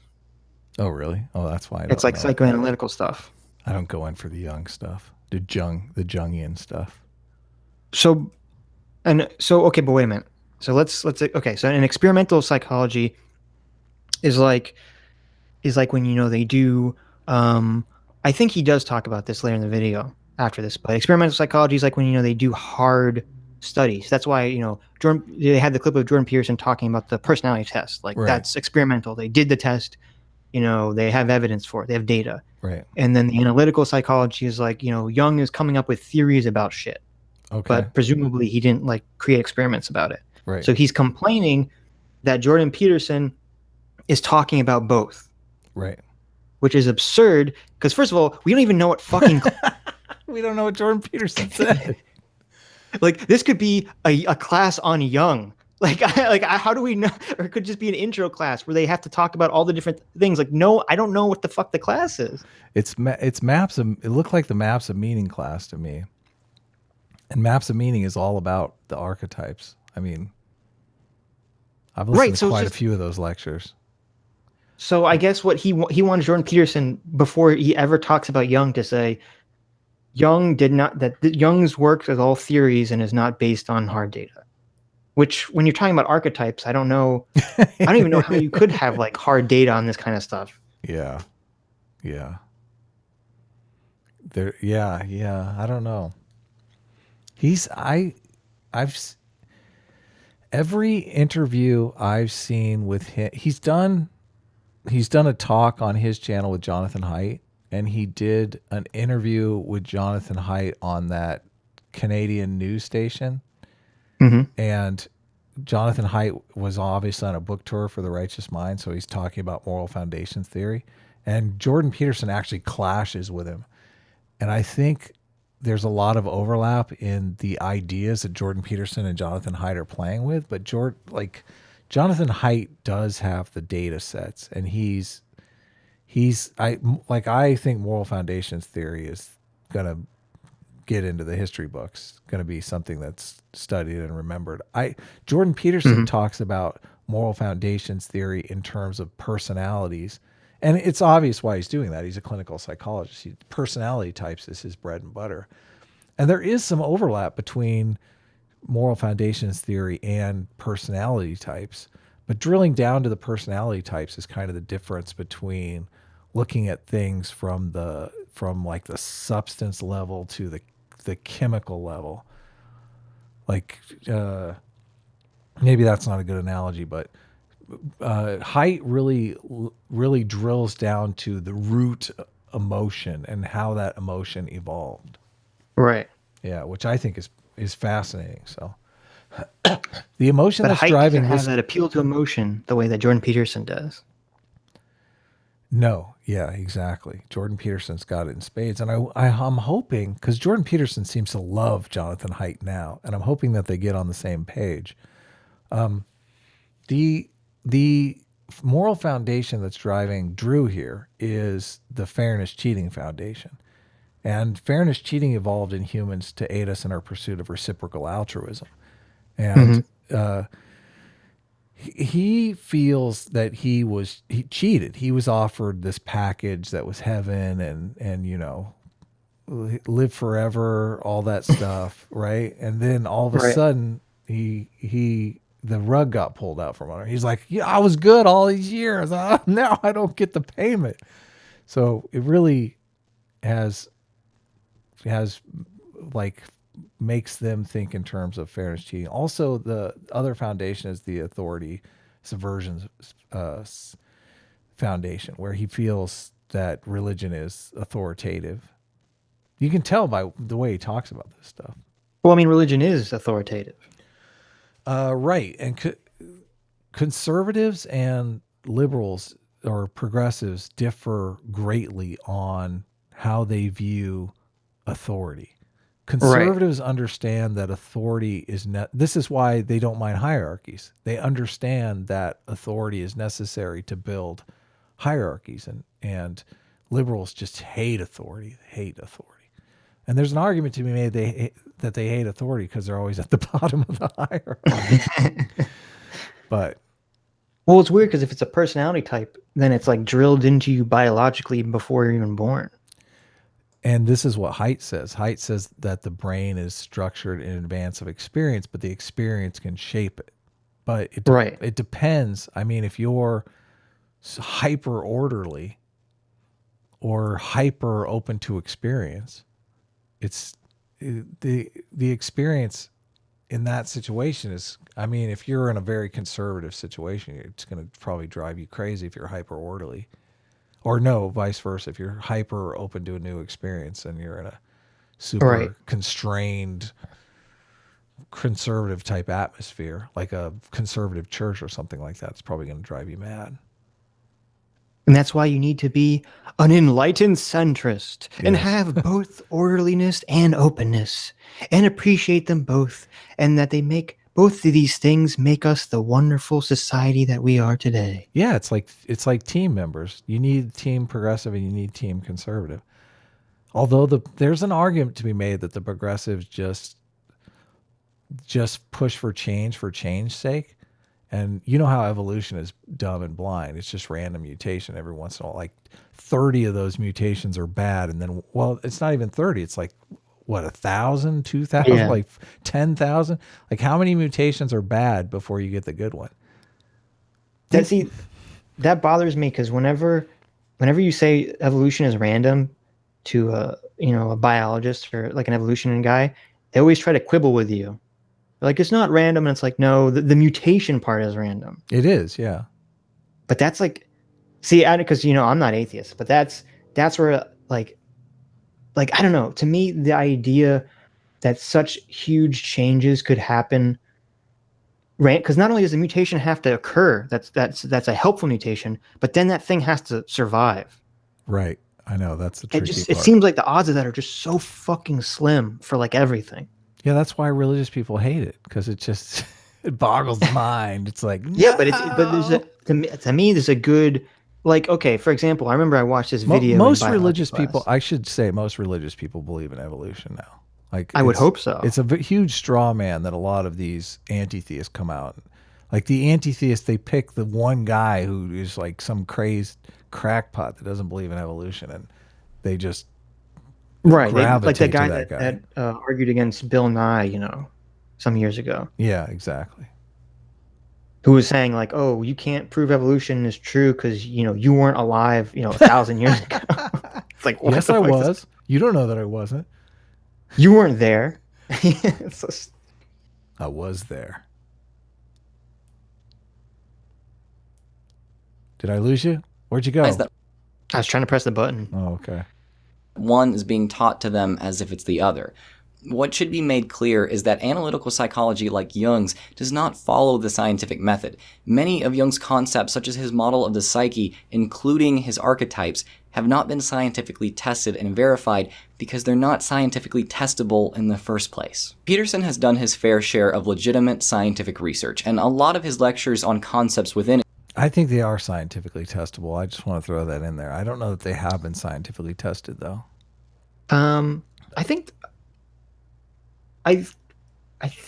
they have been, like, you could do like studies where you have, I don't know, like a word, I guess, and you see, what people associate it with, and I guess if they associate it with like whatever the archetype is, Yeah, hero or villain or whatever. something. Yeah, I feel like I recall things like this occurring, like in the past, when I was in psych classes. I'm talking about stuff like that. Our stream's doing funny stuff, just FYI. What do you mean? It might survive. I don't know. It's bouncing around like a bonkers maniac again. Damn it. But anyway, whatever. It looks... Shouldn't have said anything. No. Continue. experimental psychology are great. I'm not interviewing the clinical literature. I'm interviewing you. What do you think? Well, I'm a psychologist and a scientist, and I tend to... I think we went to 0. Oh. I'm going to restart OBS and see if it fixes it. Oh, no, it's back, but... And I tend to... Let's back it up a little. Verified because they're not scientifically testable in the first place. Peterson has done his fair share of legitimate scientific research, and a lot of his lectures on concepts within experimental psychology are great. I'm not interviewing the clinical literature. I'm interviewing you. What do you think? Well, I'm a psychologist and a scientist, and I tend to base my opinions on what I've read in the broad, relevant clinical literature. I'm not making this stuff up. I studied antisocial behavior for like 15 years. I'm actually quite an expert on it. All right, guys, I don't know. You can let us know in the chat if you're missing stuff, because I see the things bouncing all over. I'm going to try restarting OBS real quick, so we're going to lose the stream for a second here.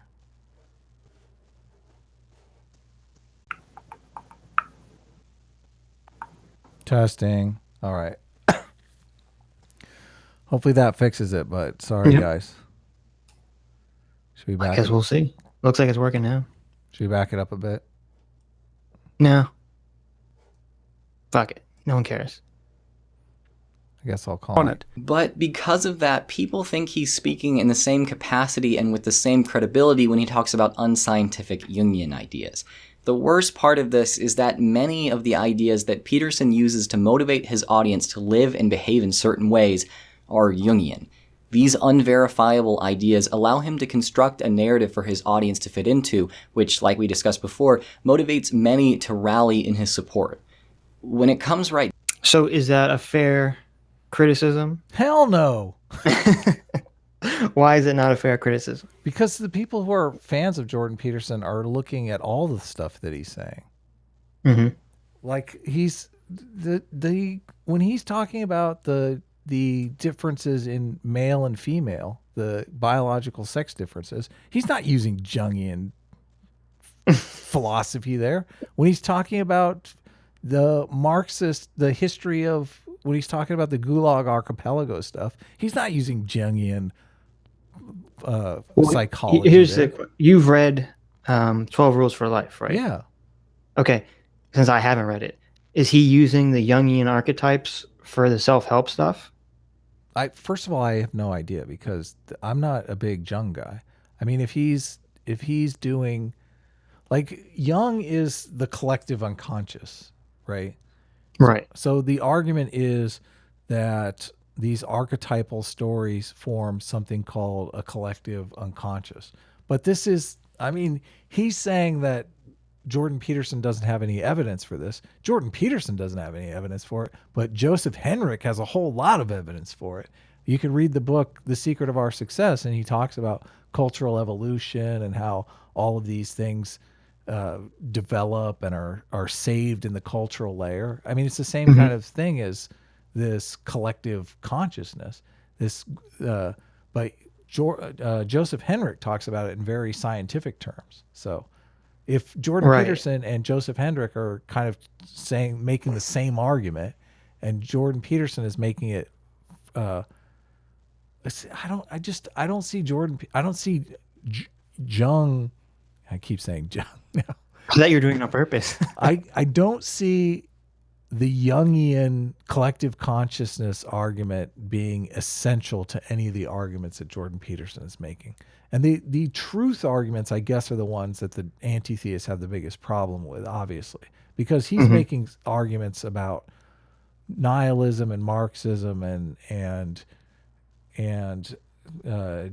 gender stuff. I mean, he's making a lot of arguments. What is your take? What do you think? Well, I mean, I haven't read the book, but whenever I've heard him talk about self-help stuff, like whenever he brings up archetype stuff, it's just to explain a concept. Yeah. Like I don't think I would be wary of any person who's a self-help person who's trying to say that their self-help idea or program is based on like science. I mean, because it's no self-help program is like factual, because otherwise everyone would do it. One of the reasons why I think Christianity is a meme complex of pro-social memes that are useful is because I think the archetypes in Christianity promote things like humility, which is a good thing to have, right? It's a good thing to go into an argument and think, wow, I could be wrong. Like this guy isn't showing any humility at all, right? Forgiveness, I think, is a good pro-social thing. But all of these archetypes are embodied in the Jesus story, really, aren't they? I mean, that's my assumption. I mean, that's why we teach kids this stuff. I mean, the generosity is embodied in the archetype of like Santa Claus. So that's teaching an archetype as well. Yeah, but I guess so when Jordan Peterson starts talking about archetypes and stuff, like I don't think anyone thinks like he's talking about scientific facts when he starts talking about archetypes. But that's what genetically modified is trying to say. That he's fooling you. He's tricking you into believing Jungian archetypes. And I don't see it that way. I don't think anyone is being tricked. At least I hope not. Yeah. He just we got another super chat, and it's relevant because I feel like I have 100 hours of Peterson in my head too. Hades XY for 2 Swiss francs. Is it Swiss francs? Says I have plus 100 hours of Peterson in my head. Yeah, I do too. And I just, the young stuff is maybe 1% of that. I think, it would be interesting to see how these guys go about putting their videos together. It's mental gymnastics, right? It's like, I want to make this argument, so I have to find a clip where he makes this argument. Here, let me Google. Okay, there, I got that clip. That'll make my point here. And I mean, that's what I do. I don't know about you. Really? No, I try to. I think I'm doing it correctly. Obviously, I think I'm trying to be what I believe is fair. I feel like I think I've watched all of Drew's videos. I mean, I feel like I understand his perspective. Mm-hmm. I mean, you don't really know until you talk to somebody, but I mean, I guess I haven't watched all. He does. I'm sure he does live streams with other people and stuff like that. I haven't watched all of those. So debate him. He won't. This is why I mentioned that response video that I made. So I made a video where I used Drew in the video, and everybody just lost their shit over it, man. They were like, I thought it was a funny video. I thought it was pretty hilarious, but so after that, there was no. It's just Wait, no you mean lost their shit in communication. a bad way? Yeah, they thought it was a full on hate attack. It was like DEFCON 5 for them. It was just Right. an assault on their community. There was one guy that was actually even friendly with me for a while, and then he went total bonkers. On Twitter, he tweeted out something like, "The Adam is only in this for like," he basically called me a troll. He said that I'm only in it to get a rise out of people. But I mean, I'm genuinely interested in moral psychology. I mean, as long as I've been on YouTube, I've been talking about moral psychology. Right. Peterson, I reserved judgment on because, I mean, he seemed right about the gender stuff. Obviously, that stuff was right on the money. And I'd already read a bunch of Leonard Sachs, who I like all the stuff that Peterson talks about, all the clinical research that he talks about is already in the book Why Gender Matters by Leonard Sachs. So I already knew all that stuff. So I knew he wasn't spinning yarns there. And then he started talking about the Christianity stuff and the Bible lectures and stuff like that. And I tuned right out. I was like, no, I'm not, none of that stuff. I'm not having any of that stuff. And I only got his book because of the Hugo and Jake stuff, but the book is amazing. So, but I didn't feel like it was heavy on the young. Max for $2. It looks like £2 says Adam is an alt-right troll. Yeah, that's of course. It's all just an elaborate scheme. You have to hide the giant Nazi flag when you stream. Normally he's on the wall behind you. It's right here. Die Führer. No, yeah. So I mean, I've done a bunch of streams with Shannon Q. Shannon Q's always cool with me. So I don't know. This video is a abortion of a video, man. This thing should have never seen the light of day. Pretty bad. See that look on his face? That encapsulates the whole video right now. That's a thumbnail. Take a screenshot. That's the thumbnail. This is like, this video. Ooh. I guess Peterson is really eating their lunch. I mean, they've established an anti-Peterson position, and there's this law of people don't like to contradict themselves.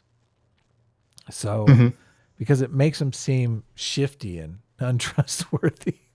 Right. Yeah, you can't flip-flop. As you said earlier, once you publicly put your opinion out there, you have to stick by it. But these guys didn't wait.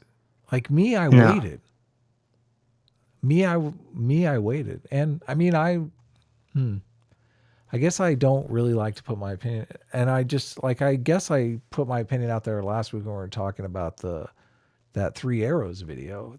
But I said, I don't know this stuff. Maybe I'm wrong. Right.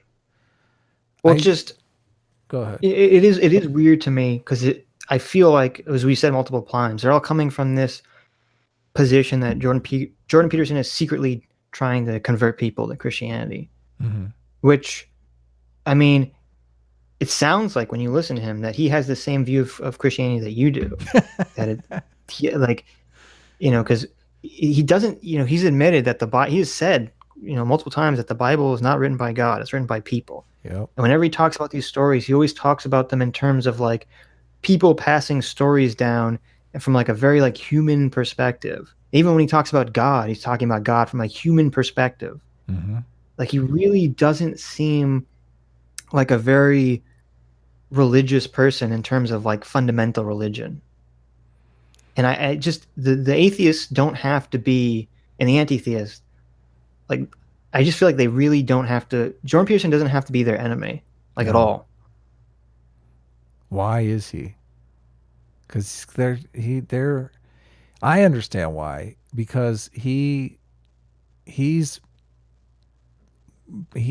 proposing an idea of religion that materialist rationalists can buy into. Right. It's an acceptable way to look at religion. And for them, religion is on the way out. We don't need it. Outdated, barbaric nonsense. And he's going, wait a second, maybe it's not barbaric nonsense. Maybe there's hidden gems in here. Oh, Yeah. They hate it. I love it, though. It's awesome. I did 2 triggered. I haven't done a triggered video on Drew yet. People want me to do one. People sent me this video. Seriously. Showed it in my comment section immediately. As soon as just the title alone, I was like, oh, this is a friended video. Yeah.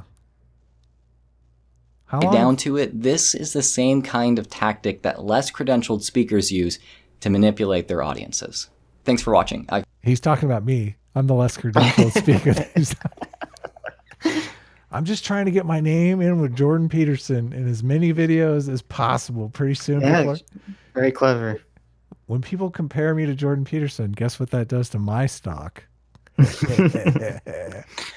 Now you can't really accuse me of deceptive practices if I'm sitting here talking about it, right? I mean, is it deceptive if you're out in the open with your immoral practices? Is it? Is it immoral? It depends. It depends what the immoral practice is. I don't think it's immoral, though. Well, I mean, yeah, not what you're doing isn't immoral. This is where I mean, you're providing a specific video. You're doing something. You're not scamming people. This is where Sitch is on the conservative side. How's that? Because you don't think it's immoral to use emotion. Yeah, no. As I said, it's only immoral. Well, I don't even think the liberals think it's immoral to use emotion. It's because they translate appeal to emotion to be what we said earlier, that there's no logic there. Right. That's what they mean when they say emotion. That's a good screen cap, too. Hold on, we got to hear his outro. I've been Drew of Genetically Modified Skeptic. I finally have a Discord server, so you can go ahead and join that. Link in the description. Come hang out with me and with this guy who really wants to be in the video for some reason. Praise be unto Adam, my top. Dude. He's got a little doggy. He just won me over big time. I love pugs. With the dog. Pugs are my favorite dogs. The dog in Dick Smashers is a pug. Is that exact same dog. That's Snuggles right there. He has Snuggles. I feel like Drew, we're friends now. I don't care if you hate me. I don't care. I'm coming over. I'm gonna pet that dog whether you like it or not. I feel like, and you might not agree with this, but I feel like girls like pugs more than guys do. Oh my God! What are you saying? What are you saying here? I'm saying that you're a girly man. Is what I'm saying. Well, if I'm a girly man because I like pugs, then I'm sticking with the pugs. The pugs are adorable. Look at that thing. Is it because it's? I don't know. Whenever I hear girls, they always talk about like the little squishy face pug. Yeah, because it's a baby. Look at that face. That is the exact same proportions as a baby. Okay, so it makes sense. You've proven my point for me. Thank you. Yeah, totally. You're a girly man. Yeah, I guess maybe. I'm not big on babies, but that thing looks. maybe it is subconscious. Monkey Chips for $5 says Sitch and Adam are the head of the alt-centrist troll conspiracy. Trollspiracy. Yeah, that's right. It's true. And we even talk about it because we don't care if people know. People don't believe us anyway. It's like a double troll. If you talk about it openly, then they'll think you're just joking. Yeah. But are you? Are you joking? I mean, I did a stream with, I can't remember the guy's name now. Lloyd Evans. I think Lloyd Evans is his name, which was a totally amicable stream. What am I waiting for to come out? And I don't know. The troll idea doesn't really seem logical to me. Right. I mean, I have a position. Top patron and personal Lord Oh, go ahead. and Savior for making this video possible. Go ahead and subscribe. Check out my Patreon. Follow me on Twitter and Facebook at GMSkeptic. And until next time, stay skeptical. Say bye. You're winning my heart, bud. Boy, he comes back with a little. Here's the one, my personal experience. A little snag at You Jordan know, Peterson, I've decided that I'm going to start calling you a Rottweiler, but I'm going to pull a Jordan Peterson and say that, you know, it's pretty complicated what Rottweiler means, but I still want to call you that, so that's what we're going to do. Yeah. That's pretty perfect timing on the dog yawn. Hey, look, that's my video right there.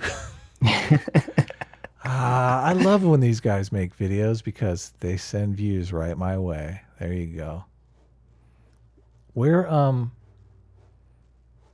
back it up because I wanted to look at I still want to call you. Can we click on there? Oh, we can. I was raised Christian fundamentalist and have only been an atheist for about 2.5 years. Maybe I was wrong. Oh. You know, I've decided that I'm going to start calling you a Rottweiler, but I'm going to pull a Jordan Peterson and say that... What are you trying to do? That, it's pretty complicated. It didn't pop up. It popped up in a new window, so I guess you didn't see it. I was trying to look at that other video that he had to see how many views it was. The one where he does the "Woe is me" over and over again. Oh, okay. But I couldn't. It didn't work. Opened up in a new window. Sorry, guys. Adam fucking up the stream. Yeah, man, I gotta figure out my internet. So next week, Stossel, want to talk about your favorite? You can. Oh God, I don't know. Maybe. I mean, unless something more interesting comes up.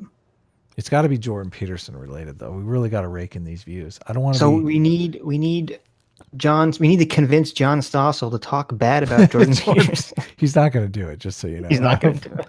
He might do a pro Jordan Peterson video, but right. I'll email him. I'll hit him up on Twitter. He has like 1 million followers, I think, but he might if he does a pro one, then I'll have to like deconstruct his argument to say that he's being pro Jordan Peterson, but for like the wrong reasons. Yeah. Just so I can continue hating him.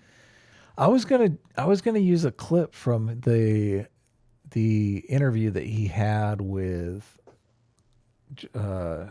Crowder, because Crowder is a big fan of his, and he talks about price gouging in there. And I was curious, do you have a take on price gouging? I don't know I don't know what context you're talking about. Well, price gouging, like when there's a hurricane and they raise the price of batteries like 4 times. He makes a good argument. It depends on the situation. Depends like if it's an emergency, it's definitely unethical. So it's an old lady, and she has a pacemaker that takes AA batteries, and she only has $2, and the batteries are now $16 a piece. So the old lady is going to die, but there's a fat cat rich guy. He's like lighting $100 bills, lighting a cigar with $100 bills. He's like, I'll take all the batteries.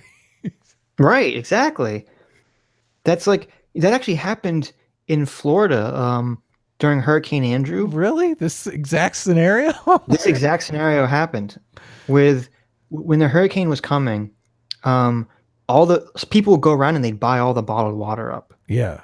And then they would sell it back to people for some exorbitant price. And it got so bad that I'm pretty sure that they actually passed laws against doing that. Okay, so the argument that he makes against price gouging is that if the stores were allowed to price gouge, this wouldn't happen, because the people wouldn't be able to buy it all up, because they would set it at a price that people would be like, okay, well, I can't. Like the people. That doesn't make any sense, because wait a minute, because for example, like if there's a hurricane coming in the stores, like your shopping, your grocery stores or whatever, decide to all just raise the price of water, the store's price gouging you. Yes, but what's happening here is the store is not allowed to do that by law. So right. So the price stays low in the store, and then a bunch of people who aren't constrained by the law, because they're going to go barter system, they go buy up all the water, and then they're the ones that are price gouging people. So what he's saying is price gouging is going to happen. So you might as well let the store, because if the store raises the price, then you don't have people coming in and buying. This is, I don't know what the word for this is, but this is like one of the most stupid, unpersuasive arguments, and it's 100% total of conservative arguments. I never hear liberals making this argument. Conservatives always make this argument when it comes to regulation and when it comes to gun control, where it's like, okay, well, if you regulate something, then someone's going to do something wrong, so therefore you should get rid of the original regulation. It's like that doesn't make any sense. So it's like, yeah, criminals and bad people are always going to be trying to game the system.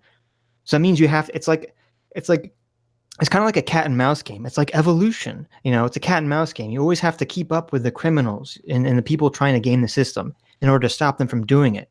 But this idea that like Stossel's saying, and like I hear from conservatives, is if someone games the system, that means you just need to tear down the entire system. I don't think so, though, because if you think about it, like Walmart has the best distribution model on the planet. That's why they've taken over. So they would know what to set that price out to equally distribute that water among the affected area, don't you think? I mean, yeah, but I don't understand what that has to do with the price gouging thing. If a hurricane's coming, okay, well, I guess the store could just say, 1 bottle per person, right? Right. And then I think that's actually what they were doing in Florida. They were limiting the amount. But you have the guy who comes back in the different hat. He like puts on the different. Yeah, but it's like there's always going to be some way, especially in a large country, in a large city, there's always going to be some way that people are going to fall through the cracks and try to game the system and will successfully screw people over. But it's like that's such a poor reason to get rid of the system then, just because someone's taking advantage of it. No, I think it's a correction on the system, though. But I think you and I will disagree on this. My whole point for bringing it up was, like, next week, I think maybe we can do one of those Stossel videos and we can fight it out amongst ourselves. But wait, I don't understand. How is that a correction on the system? This is really triggering you, man. You're not. Well, I don't understand. I'm triggered. I don't understand what your argument is. I think you should let it go. I think your medication. I mean, I'm too angry. I'm too wound up. Have you taken your heart medication? You just want to run away because you don't have an argument and you want to spend time constructing an argument. That's what's happening. Okay, the argument that they use an example in the interview. I gotcha. So some guy was far away from the hurricane, and he decided they needed generators. So he decided he was going to buy 20 generators. I'm just making numbers up. I don't remember from the video, so forgive me. But he takes 20 generators there and is going to sell them for twice as much. And this is considered price gouging. Instead of letting him sell the generators, they throw his ass in jail and they lock the generators up. But wait a minute, that's a little bit of a different situation. Right. Talking about someone bringing resources into a situation where they didn't exist. The reason why you let price gouging take place is because it encourages people to bring resources to the dangerous area. I don't think that's necessary in most. If I knew I could sell bottled water for $20 a bottle in Florida, man, I'm okay. But wait a minute, can't we create a legal distinction between someone buying a resource in an unaffected area and bringing it to an affected area?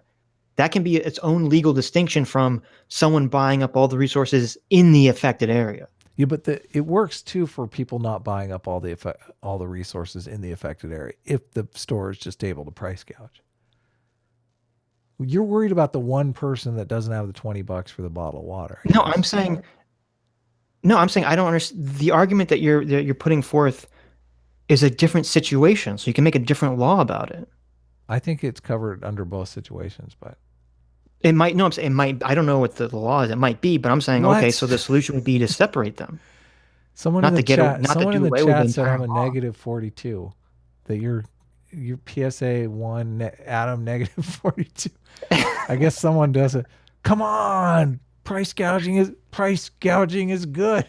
I don't understand what I don't understand what your argument is. What's in the video? That's why we'll fight about it. Okay. John Stossel has an argument in favor of price gouging. Because he's a fucking piece of shit. Of course he does.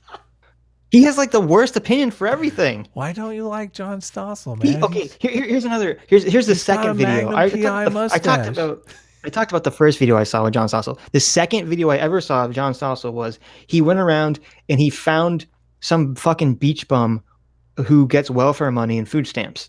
And so this guy doesn't have a job, doesn't want a job, and is using his food stamps to buy lobster or something, or maybe they just got him to do it for the camera. Throw him in jail. Right. So fucking Stossel's able to find some piece of shit guy who's taking advantage of the system, and then he paints it like everyone is doing this, and this is why you have to get rid of food stamps. I don't like 10 people like that, though. Okay. Max, for Oh, did I already read that? Max for $2. Alex on Life think you makes did. the most mental anti-JP videos. I don't know. You did not read that already. I don't even know who Alex on Life is. Yeah, look him up. See, this is why they think you're becoming an alt-righter. Because you're agreeing with John Stossel on my price God. gouging. Now you're comparing And getting John rid of food Stossel to the stamps. alt-right. Come on. I'm going full First of all- SJW. First of all, the alt-right is in favor of food stamps, but only for white people. Come Only on, for white Let's people. get this straight here. That's true. Don't mischaracterize positions. So I'm looking at this Alex and Life guy's channel. He's got 3,800 subs. Are we allowed to like pick on channels that are significantly smaller Punching than down is what it's all about. Are you kidding me? This is Oh, YouTube. is that what it's all about? This is YouTube. Punching down is how you like. You don't want to go after someone people actually like. You want to go after someone no one's ever heard of. Okay. Bam, His bam, videos bam. are so long. Oh, nice. He's got like 2-hour videos. Yeah, we would never make a 2-hour video. They would never finish the stream. We would never make a 2-hour video. This video is 2 hours and 37 minutes. No, but I mean, like, yeah, but that would mean that our video would be like 6 hours. Yeah, that's true. This is actually relatively short for us. For us, yeah. I'm still full of energy, though. I could go another. Because you're 2 wrong hours. about John Stossel. Cue it up, man. I guess we can either argue about that or I guess we're done. Yeah. We'll save it for next time. Yeah, we'll save it for next time. We'll Okay. We'll box over John Stossel next time, unless someone makes a particularly bogus Jordan Peterson claim. But this, I don't know. This genetically modified skeptic guy might be the golden goose here. I mean, this video is so this video is so horrendous that if he You can't just keep doing the same people, right? Like you gotta. why? I don't know. I mean, People obviously, get bored of that shit. obviously. I mean, You know why? Because I feel bad. Because my liberal sensibilities, I feel bad picking film. That's what it is. You're pretty hard on him too, making fun of his hair and all. I said it was good. You were the one making fun of it. I mean, I like the guy. I'm going to sign up for his Patreon just for the dog. just for the time. I want to say, hey, do you have any pictures of him when he was a puppy? I actually Is that think like he is a puppy. The isn't $10 he? tier reward is puppy pictures. Oh my god. Hey, you are a girl. This is a girl behavior. I'm talking to a girl. This is why you have such weird feelings about the trans community because you're really trans Yeah, on the exactly. inside. I'm getting ready to transition anytime now. Yep. What do you think Yep. my female name should be? Alice. I'm leaning towards Natalie. What do you think of Natalie? Oh, you can't. No, you can't do that. You can't do that. How What do dare mean? you? Sir? Why? How dare you? Well, why? What do you mean? You don't like the How name dare you. Natalie? You can't steal Contra's name. What? Really? That's Contra's name? Oh, you're Yeah, kidding really. me. Yes, I can hear the incredulity in your Really? voice. I had no So what a idea. shocker. Natalie. I'm glad I've never dated a Natalie before. It would ruin all my memories. You're such a transphobe. You're such a terrible transphobe. Oh my god. So I can't be seen with you in this stream. So we don't have a good outro or anything. Just so you guys know, this stream is coming to an end. We want you guys to emotionally prepare. The stream is coming to a close. We should do, have you ever done the simultaneous sip? You said you watch. I watch it every day. I never do the You've simultaneous never sip. done it? No. Oh. Well, I listen to him while I'm cooking, so I don't even have the opportunity. Oh, you're in the kitchen. There's no excuse. You know what? I'm an individual, okay? I'm not part of the group. I'm not gonna get sucked into that group think. The simultaneous. Okay, for those of you who don't know, Scott Adams does a daily. He does it on Periscope, I think. But people post it. On He YouTube. just opened a YouTube channel, so you Oh, can find it on YouTube. really? Oh, Yeah. interesting. I wonder if he knows that everyone like cribs his stuff all the time. Wonder if he. Well, that was the thing. I used to be subscribed to someone who did crib his stuff on YouTube, because I don't have Periscope on my phone. Yeah, me neither. But then that guy who was stealing the video uploaded a video saying that Jordan Peterson's opening an official account and he was closing his account. Oh, you mean Scott Adams, not Yeah, Scott Adams. okay. I got you. That makes sense. Good for Scott Adams. He needs to get into the YouTube game. I think Scott Adams was actually jealous of Jordan Peterson for a while. You think so? Do you know? Well, you said you watched him a lot because he people would always ask him, "Have you heard of Jordan Peterson? Have you heard of Jordan Peterson?" And he'd be like, "No, talking about Jordan Peterson." He would ban people who talked about Jordan Peterson. I didn't see that one. I must have missed that one. And he talked about Jordan Peterson. I can't remember what he talked about, but he said, "I'm breaking the we can't talk about Jordan Peterson ban because now Jordan Peterson is famous enough that nobody asked me if I've heard of Jordan Peterson." So he just got totally annoyed with everybody always asking if he'd heard of Jordan Peterson. But I would love to hear a conversation between those two. But I wonder, Jordan Peterson has done conversations with, I guess Jordan Peterson wouldn't do it because Scott Adams is just a cartoonist. He's not an academic. So I'm sure he would. He's an author. Well, I mean, I don't know if he listened to his stuff, he probably would. What's up, Taco Sunrise? What's up, Caffeinated Fiend? Mad Robot. All right, thanks for the super chats, guys. It's super nice of you. Looks like the stream might be dying anyway, so this is a good time to call it quits. And just remember, I'm right about everything, and John Stossel's wrong about everything. Right, and to be continued on that one.